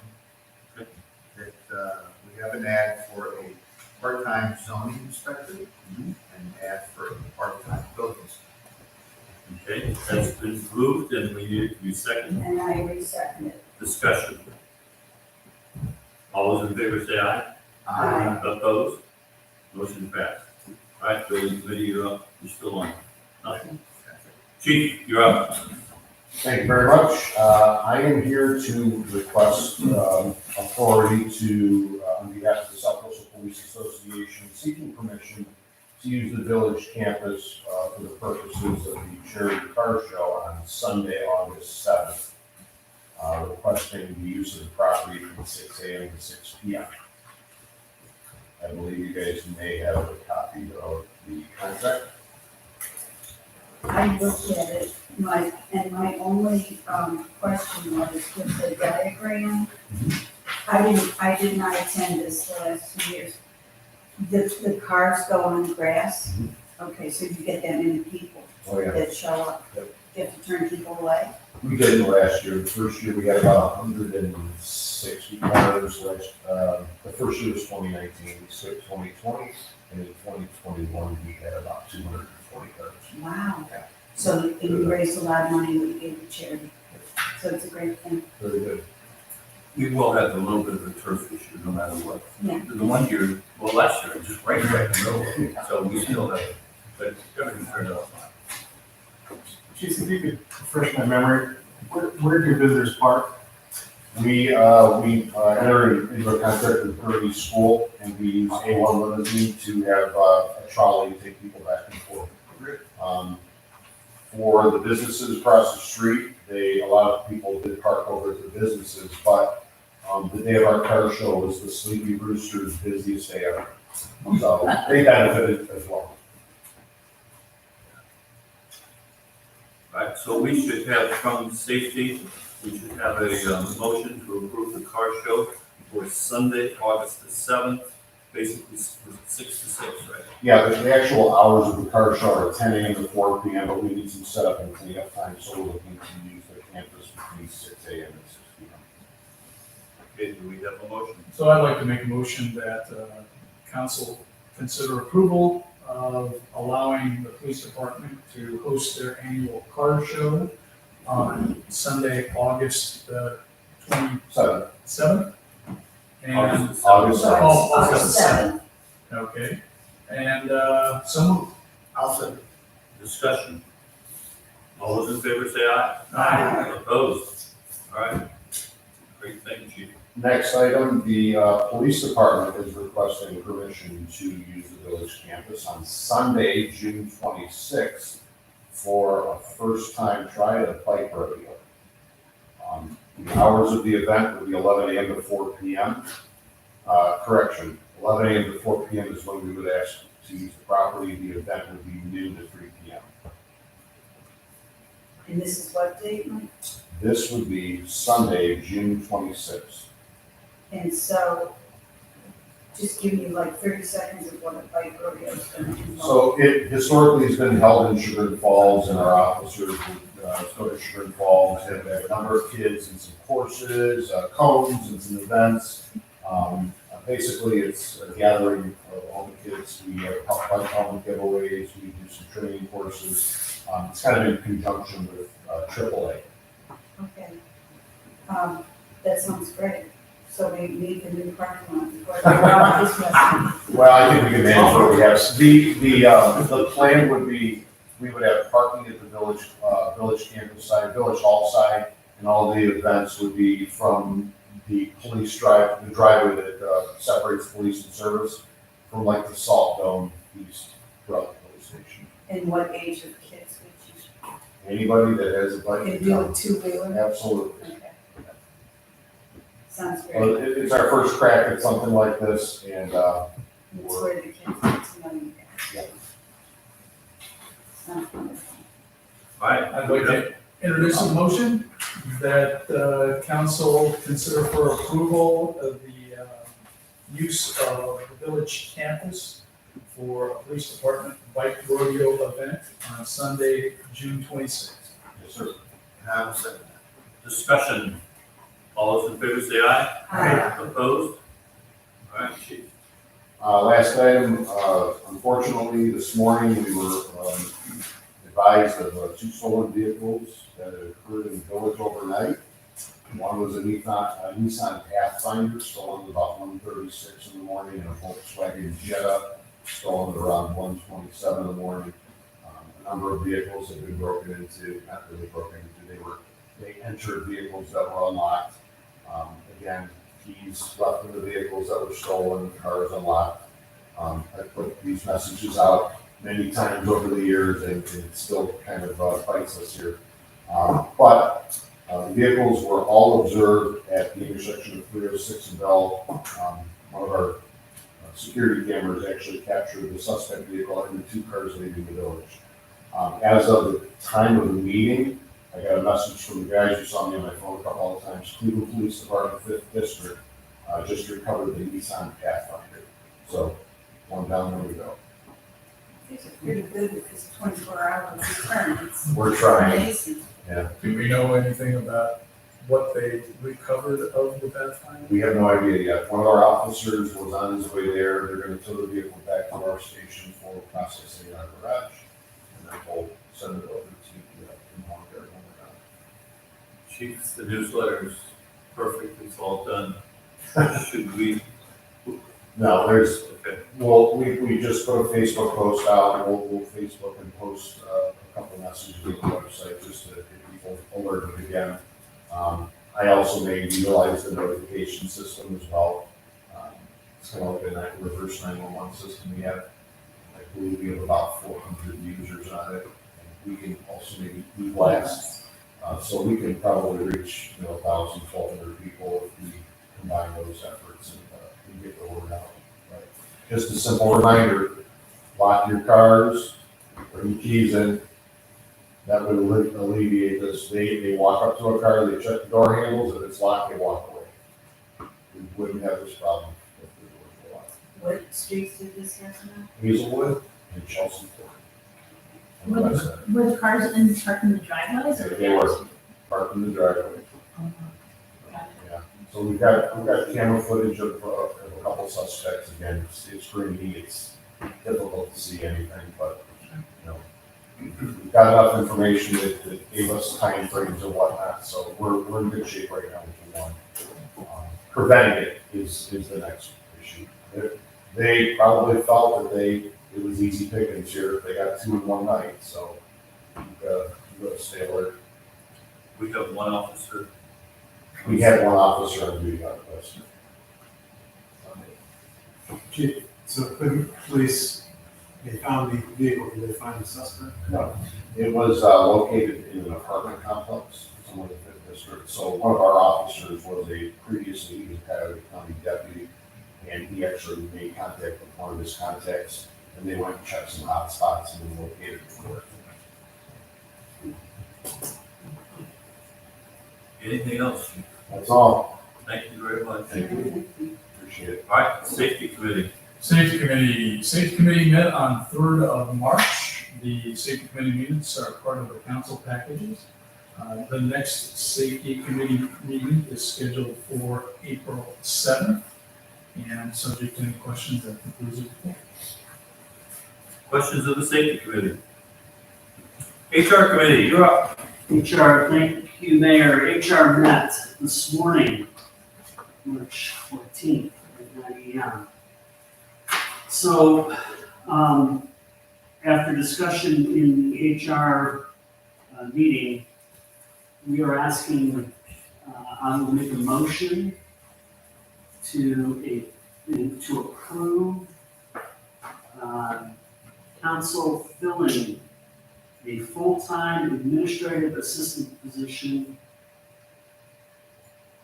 with the current part-time administrative assistant. And so let me make that motion. Been moved. Second? I will second it, but if you want to ask for discussion? Oh, yes. Absolutely, we want to discuss this. So here's what happened. Back in September, at the council meeting, we approved 160 hours a week, or a month, for the administrative assistant's position as a part-time position, which essentially equates to 38 hours a week. It is the opinion of HR committee that asking a part-time person to regularly work 38 hours a week when full-time is 40 hours a week isn't fair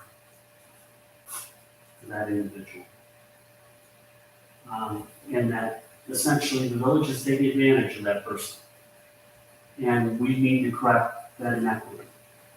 And so by making that a full-time position, yes, the village will incur costs of having that person now receive benefits that they're not entitled to as a part-time person, but essentially they are a full-time employee in everything but name, and we should correct.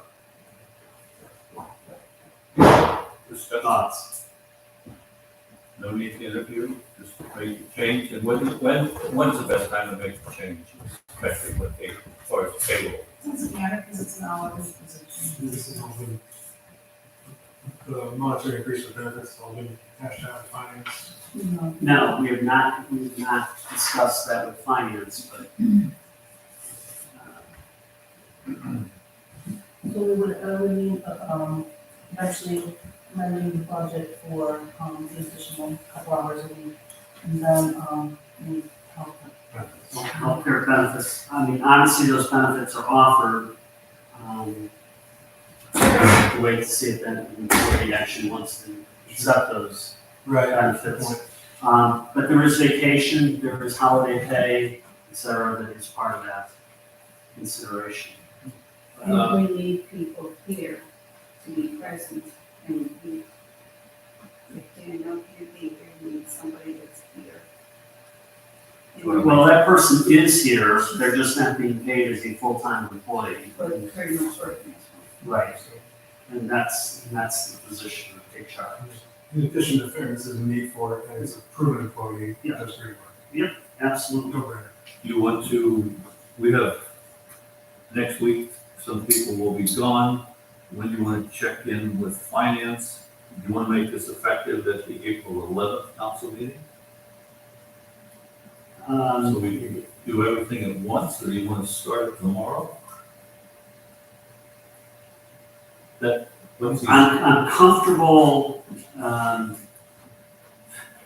since I also represent finance, in this case, because Quite frankly, the chair has to recuse himself You from have this the voice. issue. Right. So I have the voice of finance, and I'm comfortable that finance will approve this process.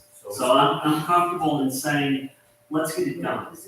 Been moved and seconded, that this, take effect on Tuesday, March 29th? Pardon me, Tuesday, March 15th? You good? I'm good with that. Okay, we have to do, roll call. That's correct. Yeah, it was Berger, Berger and Kavanaugh? Coolidge, Recused. Bell. Aye. Berger. Canton. Aye. Kavanaugh. Aye. Thank you very much. Thank you. So you're gonna tell it tonight? I don't know, I'll let the supervisor. I am the supervisor. I am recused from that individual's personal, professional life. Good luck with that. Okay, additionally, we find there is a need to have an administrative position on a part-time basis, a maximum of 20 hours a week. That person be used as a floater between Village Hall and the building department. We've talked for 18 months about having a backup plan for the building administration, and we don't have any time with the current staffing. So we're suggesting that we want to fill that position, and the first step is I will make a motion to ask the fiscal officer to place an ad for a part-time administrative assistant, 20 hours per week as Moved. Do we have a second? Second. Discussion. All right, question now. Job description is all. The job description is already there for a part-time administrative assistant. Okay. And we have a job description which we passed at the last council meeting for a full-time administrative assistant. So we have the paperwork in place to do this. Chris, the only question I have is, does that part-time talk about sharing between departments or not? His other duties as assigned. As assigned, and we're gonna have to leave that between supervisor, fiscal officer, and Ruth in the building department to work that out, but that's the intention. It seems insane that we would tell Ruth Griswold that she has vacation time, but she can't take it because we don't have anybody to fill the space at the building department in her absence, so we need to put those things in place. So, Any other discussion? All those in favor say aye. aye. Opposed? All right, Okay, currently, the village offers a $100 incentive for employees receiving an annual physical. Last year, we had 6 employees, Between 6 and 7. okay, of the 17 full-time employees actually take advantage of that plan. Obviously, the incentive is to, I'm sorry, I'm watching the tow truck pulling the parking lot. Somebody's stealing? We want our employees to take advantage of getting a physical under our healthcare plan so that we hopefully can catch things when they're early and not have greater costs and therefore an increase in our expenses.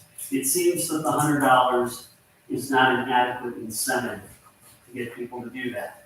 So I'm making a motion that we raise that incentive to $250 for this year, with the hopes that people will take advantage of it. If it doesn't motivate more than 6 or 7, then we will do away with it in 2023 and try to find some other way to motivate people to get healthy. so this is effective immediately for For anybody in 2022. Okay. That's correct. All right, it's been moved. Yes. Do we have a second? I'll second. Discussion? Yeah, is that $250 grossed up for taxes, or is that $250 gross? It goes in the gross. Tax grosses. Yeah, Yeah, it is taxed, it's taxed. yeah. Okay. It's taxed income. All those in favor say aye. No, pardon. We have a More question. discussion.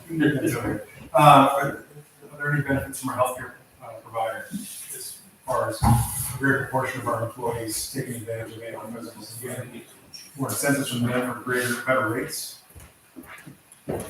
No. No, not specifically from the healthcare provider, but again, hoping that people will take advantage of being healthier. We won't see as much use in the healthcare plan, and our premiums will go down, or not go down, it won't go up as fast. Okay, let's be honest about it, okay? But we took a 15.6% hit last year in our healthcare premiums.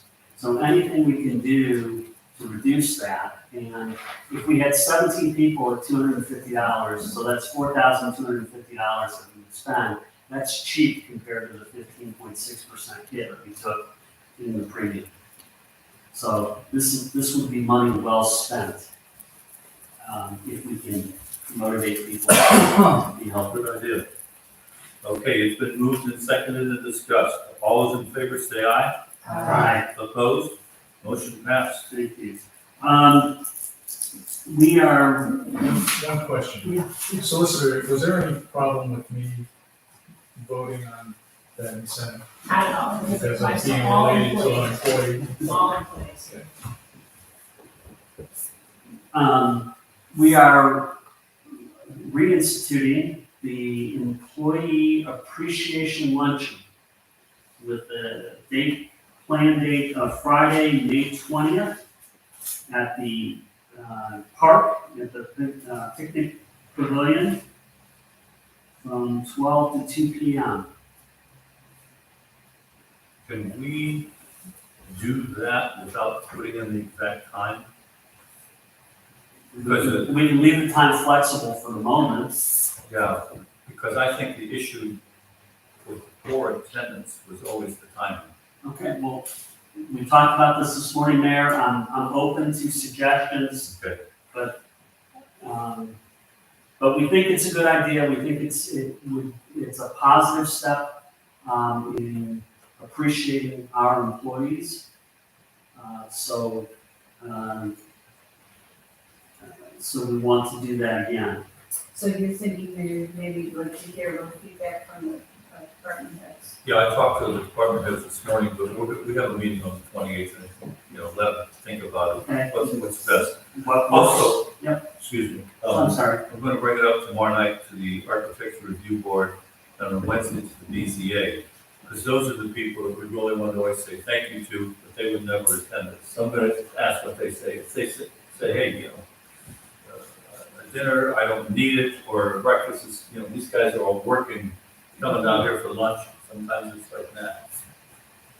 Anyhow, we're gonna get some ideas. So Chris, just for clarification, Yeah. initially we talked about employee appreciation. Are we opening it up to committee members as well? Well, and yes, because traditionally it has been open to committee members, to park committee members, to our other board members, so it encompasses all of the village And I think activities. it's nice because we don't all interact with Right. everybody. I think it's a great Yeah. idea. And the only reason I bring it up is Mayor mentioned those two committees, but I was wondering if we were limiting to those two No. or opening up to all. No, You're to on all, board. and I think that's a good way to go.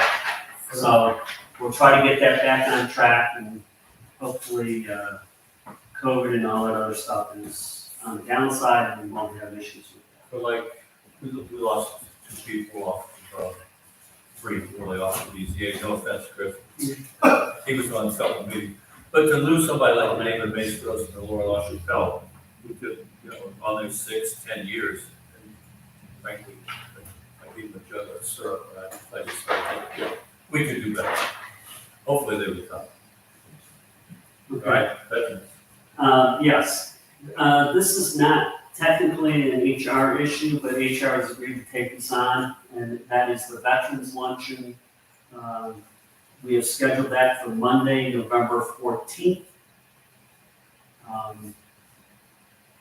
The initial Veterans Lunch last year was a rousing success, held at Sleepy Rooster on a Monday when they're traditionally closed, so that's why that Monday sort of works for us.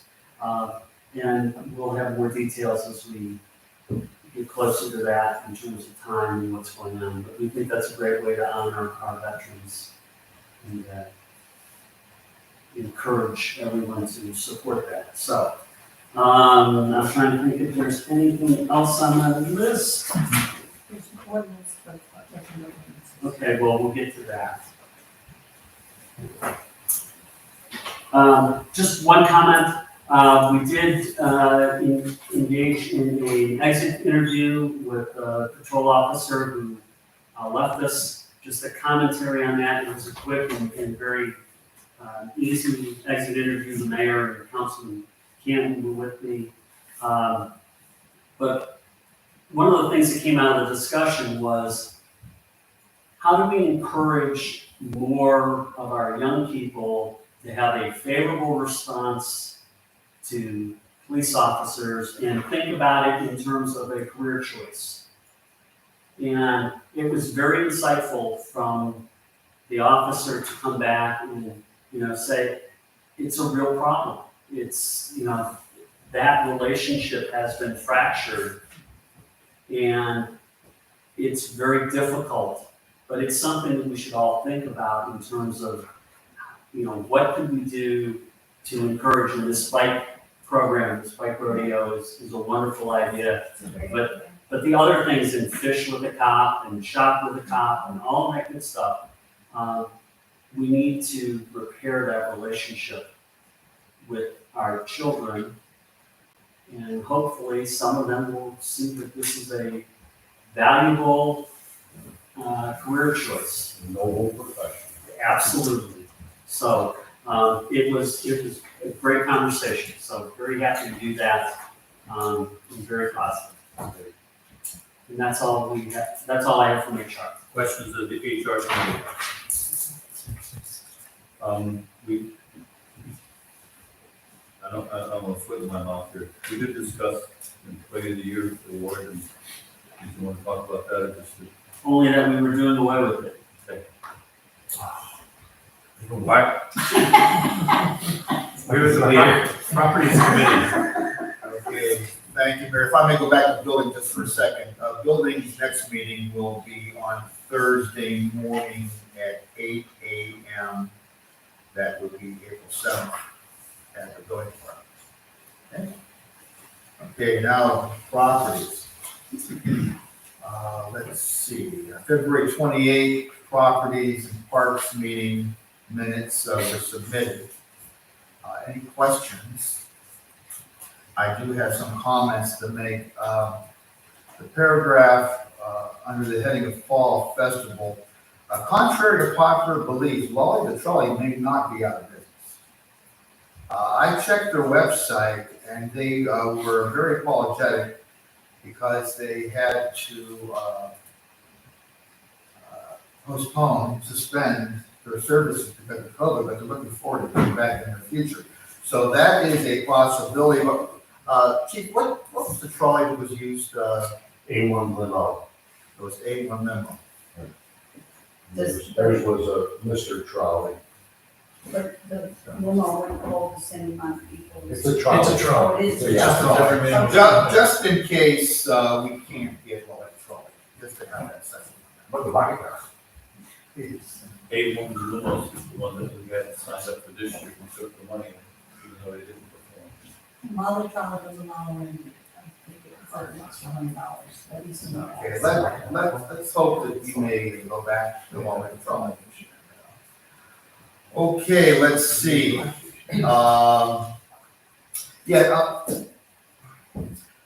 I understand council's desire for parks to find groups that would be very happy to give back any monies in case we have to postpone the festival once again. I understand that completely. Parks, on the other hand, there are some members of the Parks Committee feels that, these people are trying to make a living. So I'm gonna open this up. Exactly what does council want? I mean, it may be difficult to find groups that are willing to sign a contract, giving back the monies that we initially give them. Now, I think that having a second date will help a great deal. Chances of having both days canceled may happen, but I'm open for suggestions. So here's a question. Last year's, did we have, when we canceled it, was that a rain date? Was that the second date? We had no rain date. It was a one- We never had a rain date. Traditionally, we've never had that. This concept that they came up with last year, that it would be smart Yeah, to have a rain date. That's a great idea. it was unusual. That is a great idea. No question about that. So when when the Parks Committee begins to contact these individuals. You want us to be able to get an ironclad contract from them that states that if we have to cancel twice, they would give us back the funds. Or partial. I think we want it understood what our position is, and if they're saying, okay, if both dates fail, then we get to keep 50%, or we get to keep 30%, or whatever the number is, but I think it should be known, okay? And I think the problem that we had last year was, we just didn't know what was going to happen, because we never anticipated this problem. Okay, now let's keep this in mind. Now, let's say we have, 6 vendors, okay? And we may get down to 4, because maybe 4 of the 6 will agree. The other 2 won't, we can't find anyone else, right? Well, it's not that we're looking for 100% refund, it's just that we're looking for a sum certain to say, if we don't go forward, we're gonna lose $2,000 or whatever the number is because of the vendors. Okay, and maybe we can live with that as a risk. But we shouldn't live with 100% risk. Well, I have mentioned to the committee that, we should seek some type of a refund. Be not 100%, perhaps 50%, so we're going forward with that.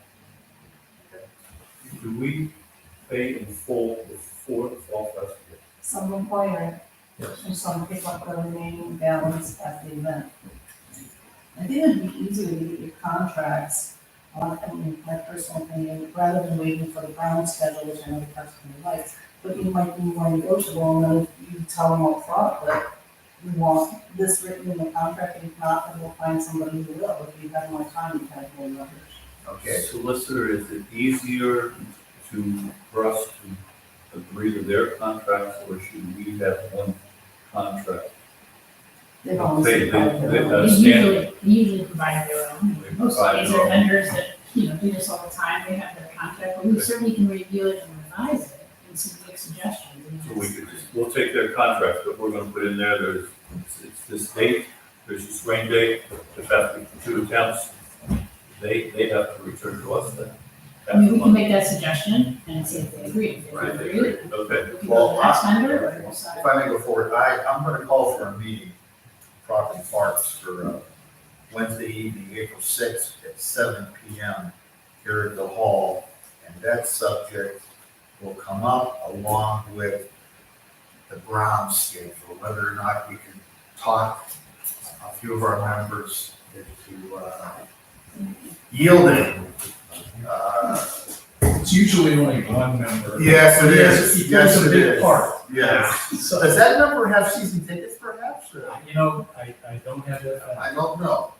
Yeah, ultimately, council. But yes. well, we will definitely discuss that. Did you say, Jim, that that's in the parks and properties or just parks? Yes, that'll be a combination. That's Wednesday, April 6th, 7 PM here at the Village Hall. Okay, now, concerning the Girl Scout cookie sales, Ruth, have you heard anything? Yes, I'm sorry, I didn't convey it. Oh, that's all right. So this is what I heard back. Emily Gold was one of the leaders that was here.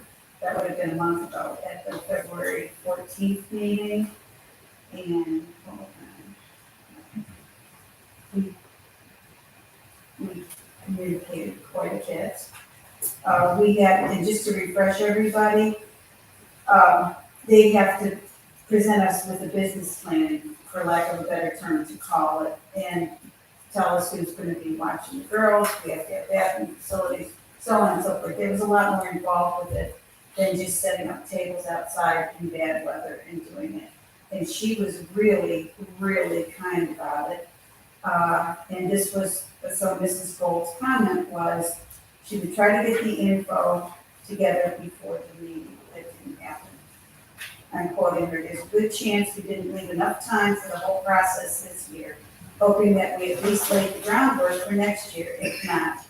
And I thanked her, and I also ordered 5 boxes And that's Okay, so I think we're leaning toward we laid down the foundation. yes, and she was very respectful when she said she understood. Okay, very, very good. And I left it kind of open. I want to keep a communication going with her. After seeing what we went through with, an unmotivated Eagle Scout at certain points, and thankfully he got it. I offered myself to, can I look at a book, and of course, that's old recast, and it's all online. And I said, there's a lot of things at the park that the older Girl Scouts might want to address, and we could do what we used to call badges, I don't know what they call them now. And I had the time for that, and she was very receptive to that. So hopefully, we're gonna get some good out of it for the whole village.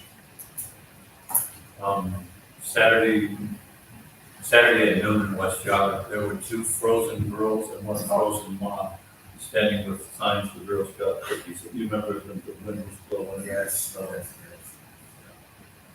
I hope you buy it.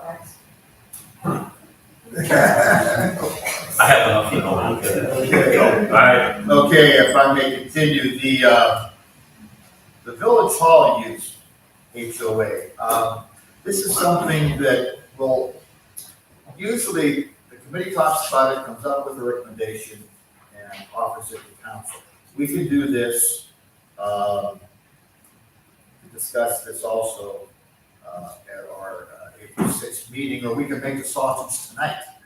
I mean, if you want to talk about this tonight, we were all given information, I believe.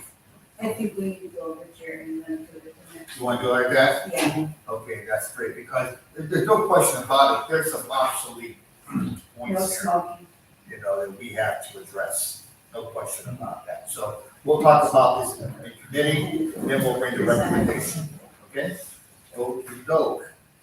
Farmers market Can agreement. we go back to Yes. HOA? So they want to use the building on April 10th at 1 o'clock for their HOA meeting. And according to our current legislation that's on the books, we need council's approval and $25 deposit.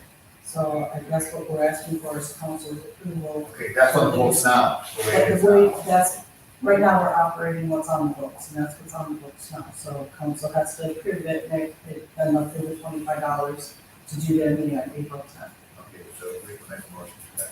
And what's the date again? April 10th at 1 o'clock. At April 10th, a motion that we allow Motion is April stated. 10th, Country States HOA to meet here at the, our hall. And there's a need to pay $25 fee for that. Except that hasn't been, before I seconded that, I know we weren't charged anything. Because we weren't aware we had that legislation, now we're aware we had that legislation. So if we're gonna bring that forward on Monday, Well, our meeting will be April 6th, but the council meeting will be after that. So we, but we're gonna meet on the 28th, on March 28th. But the HOA was going to set up their meeting for approval. It's less than a month away.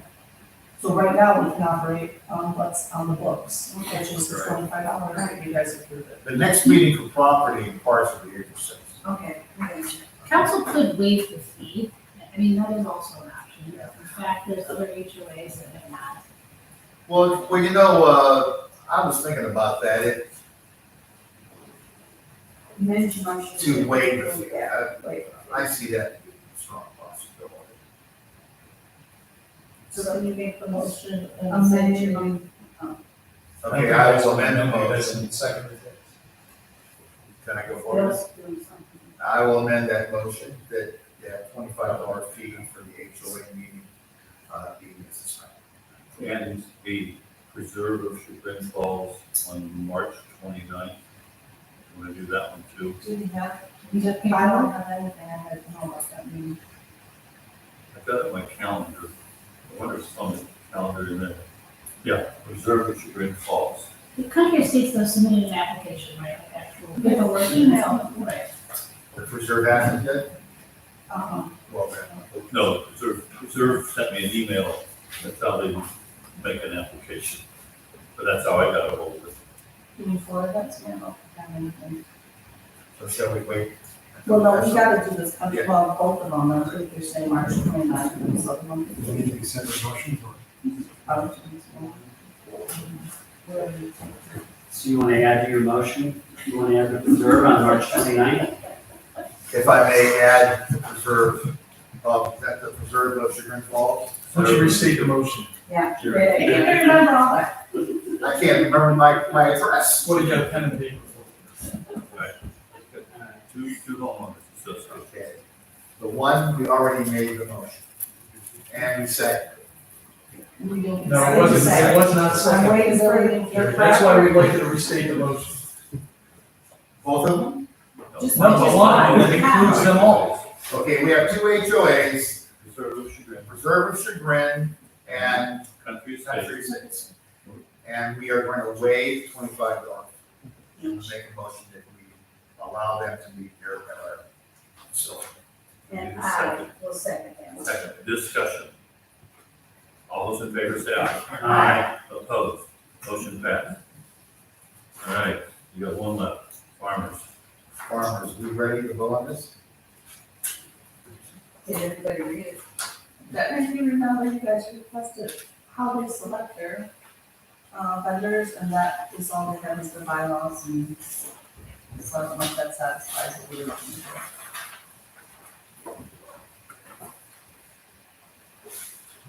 Okay. We had a discussion of concerning that, correct? How they pick the people. Mm-hmm. And we don't have the dates, I guess that was my question, because it really should be done from being submitted to us, and we're, I mean, The farmer's market, you mean? we don't have the. I don't know that we have a new revised farmer's market agreement, I apologize. I think we I have just got one from last year, so it was go to that first. So they renew that annually? Mhm. That's what I understand, I think it's a one-year contract. So could you please refresh your memories concerning, I know we discussed whether or not, we should have to say who sells products. There was a discussion, and it was about a year ago or so. Actually, it was brought up, that it was brought up again, just because the farmer's market agreement is 1 year. And so each year we look at it annually as to when the event's going to be, and it was discussed again about a year ago, whether or not we should discuss how they choose vendors, and if we have any say or anything in that regard. If you look, our agreement is simply the use, it has nothing to do with the selection of the. But reading through their thing, they were pretty strict on it has to be homemade, handmade, homegrown, home tilled. It was fairly strict. And just, you know, the agreement before you was what we had from last year that I just changed to 2022, but we haven't received it from them, I don't know if the mayor's talked to them, and who should we do? Proposing the agreement first, right? Right. Okay, you ready for me to make a motion? No, I it's think the it's same, premature. Not farmer's quite. market should look it over and see if they agree, I guess, some numbers are us. Mayor, did they give you dates? Yes. Is it the very first weekend of May? If we were- Farmers market is going to be May the 7th to October the 8th. So we have time.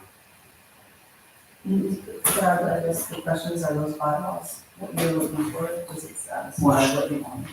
From a purpose standpoint, I will read it into the record. In order to maintain a producer-only market as described in the market rules, all merchandise sold at the market must be handcrafted or planted, cared for, and harvested by the vendor by his, her own hand, or under his, her direct supervision.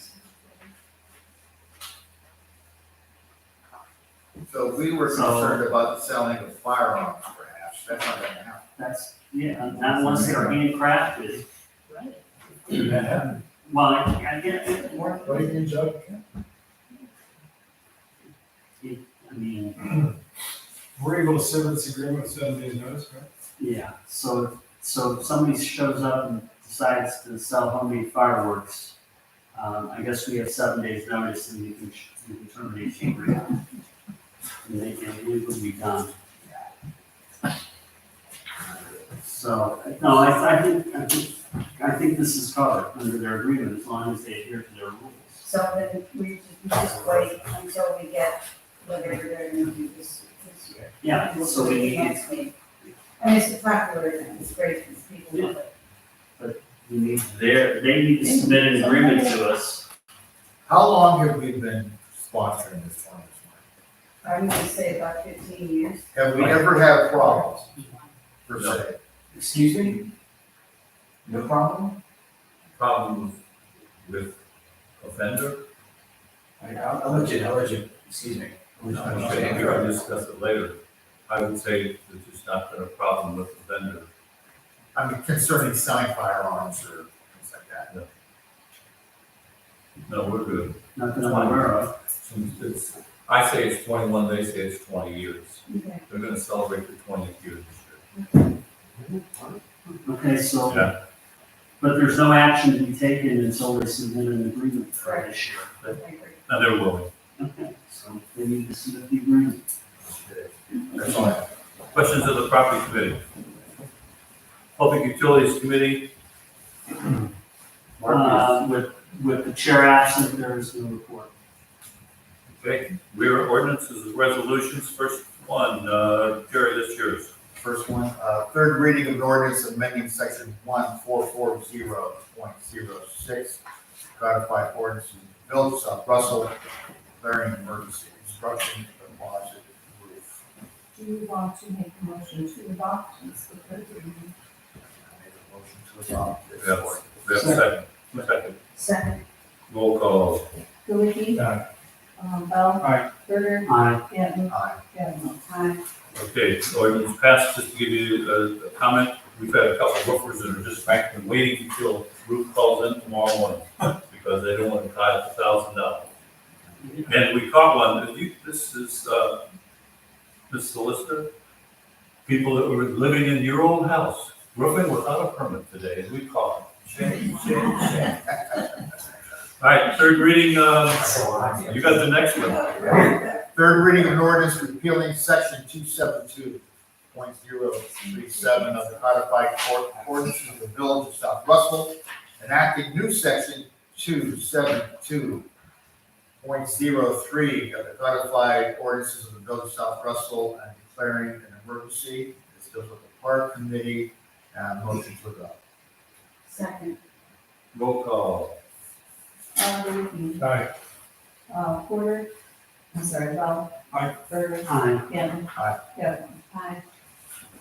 Okay. Introduce and consider for adoption an ordinance adding number 25 for a full-time administrative assistant to the pay range ordinance, declaring an emergency, waive further readings. We have a second. Second. Roll call. Yeah, well, this Mark's not here and. Oh, Dennis can't vote on it. Okay. Right, So, sorry, first reading. First reading. All right, Dennis, we're at the bills list. All right, I'd like to make a motion to ratify the bills list of February 28th, 2022 in the amount of $79,953.36. So moved. Move. Second. Discussion. All those in favor say aye. Aye. Opposed? We were do a motion passed. We're at new other. Gulicky? None. Bell? None. Berger? None. Gannon? Yes, I have some good news here. We have more state champions coming out of Sugar Falls schools. I'd like to congratulate Ryan Hill and Nathan Hill, who became state debate champions, duo interpretation. And also congratulate Grace Boyd and Eric Boyd, who finished fourth place in the state. Let's see. For debate as well, Jerry. I'm sorry? For debate as For well. debate, yes. For debate. Also, let's see, I have so much here. I would like to congratulate their debate coaches, faculty members Ken, Casey, and Corinne Midlet. Also would like to congratulate the principal of the high school, Monica Asher, who was recently named State of Ohio Principal of the Year. In the middle school, we've had state champions in debate also. Will Allen, Rory, Rhodey, and Sophia Delavers. I'm just gonna add, as the mother of a child that I got tired of fighting with, I enrolled him in debate, and it was unbelievably good, what the skill these kids learn. And so, I won't take more than 30 seconds here, they needed judges. What better than a nurse that writes everything down as she goes? And so, you have to say, and you never get your own kid, you have to say, this kid won from whatever school they were against, and this one lost. And that was painful, that one wins, one loses. And it was, to hear these kids talk, they talk like already attorneys that had passed the bar, so it was amazing. My neighbor, Rich Haber, he helps, he's an attorney, he helps on a very timely basis for no remuneration whatsoever. And he works with Mr. Casey. So it's a great program, absolutely. Yes, it is. Yeah. Do you want to check your, Yes. where do you want to? No. That's everything. Motion to adjourn at 9:12. Second. No moves. I'm ready to go. All in favor, say aye. Aye. Opposed, we are adjourned. Once again, Dennis, you got the carpet for us. I think we were all. That's No, singing to me. Oh, you wouldn't want to hear me singing.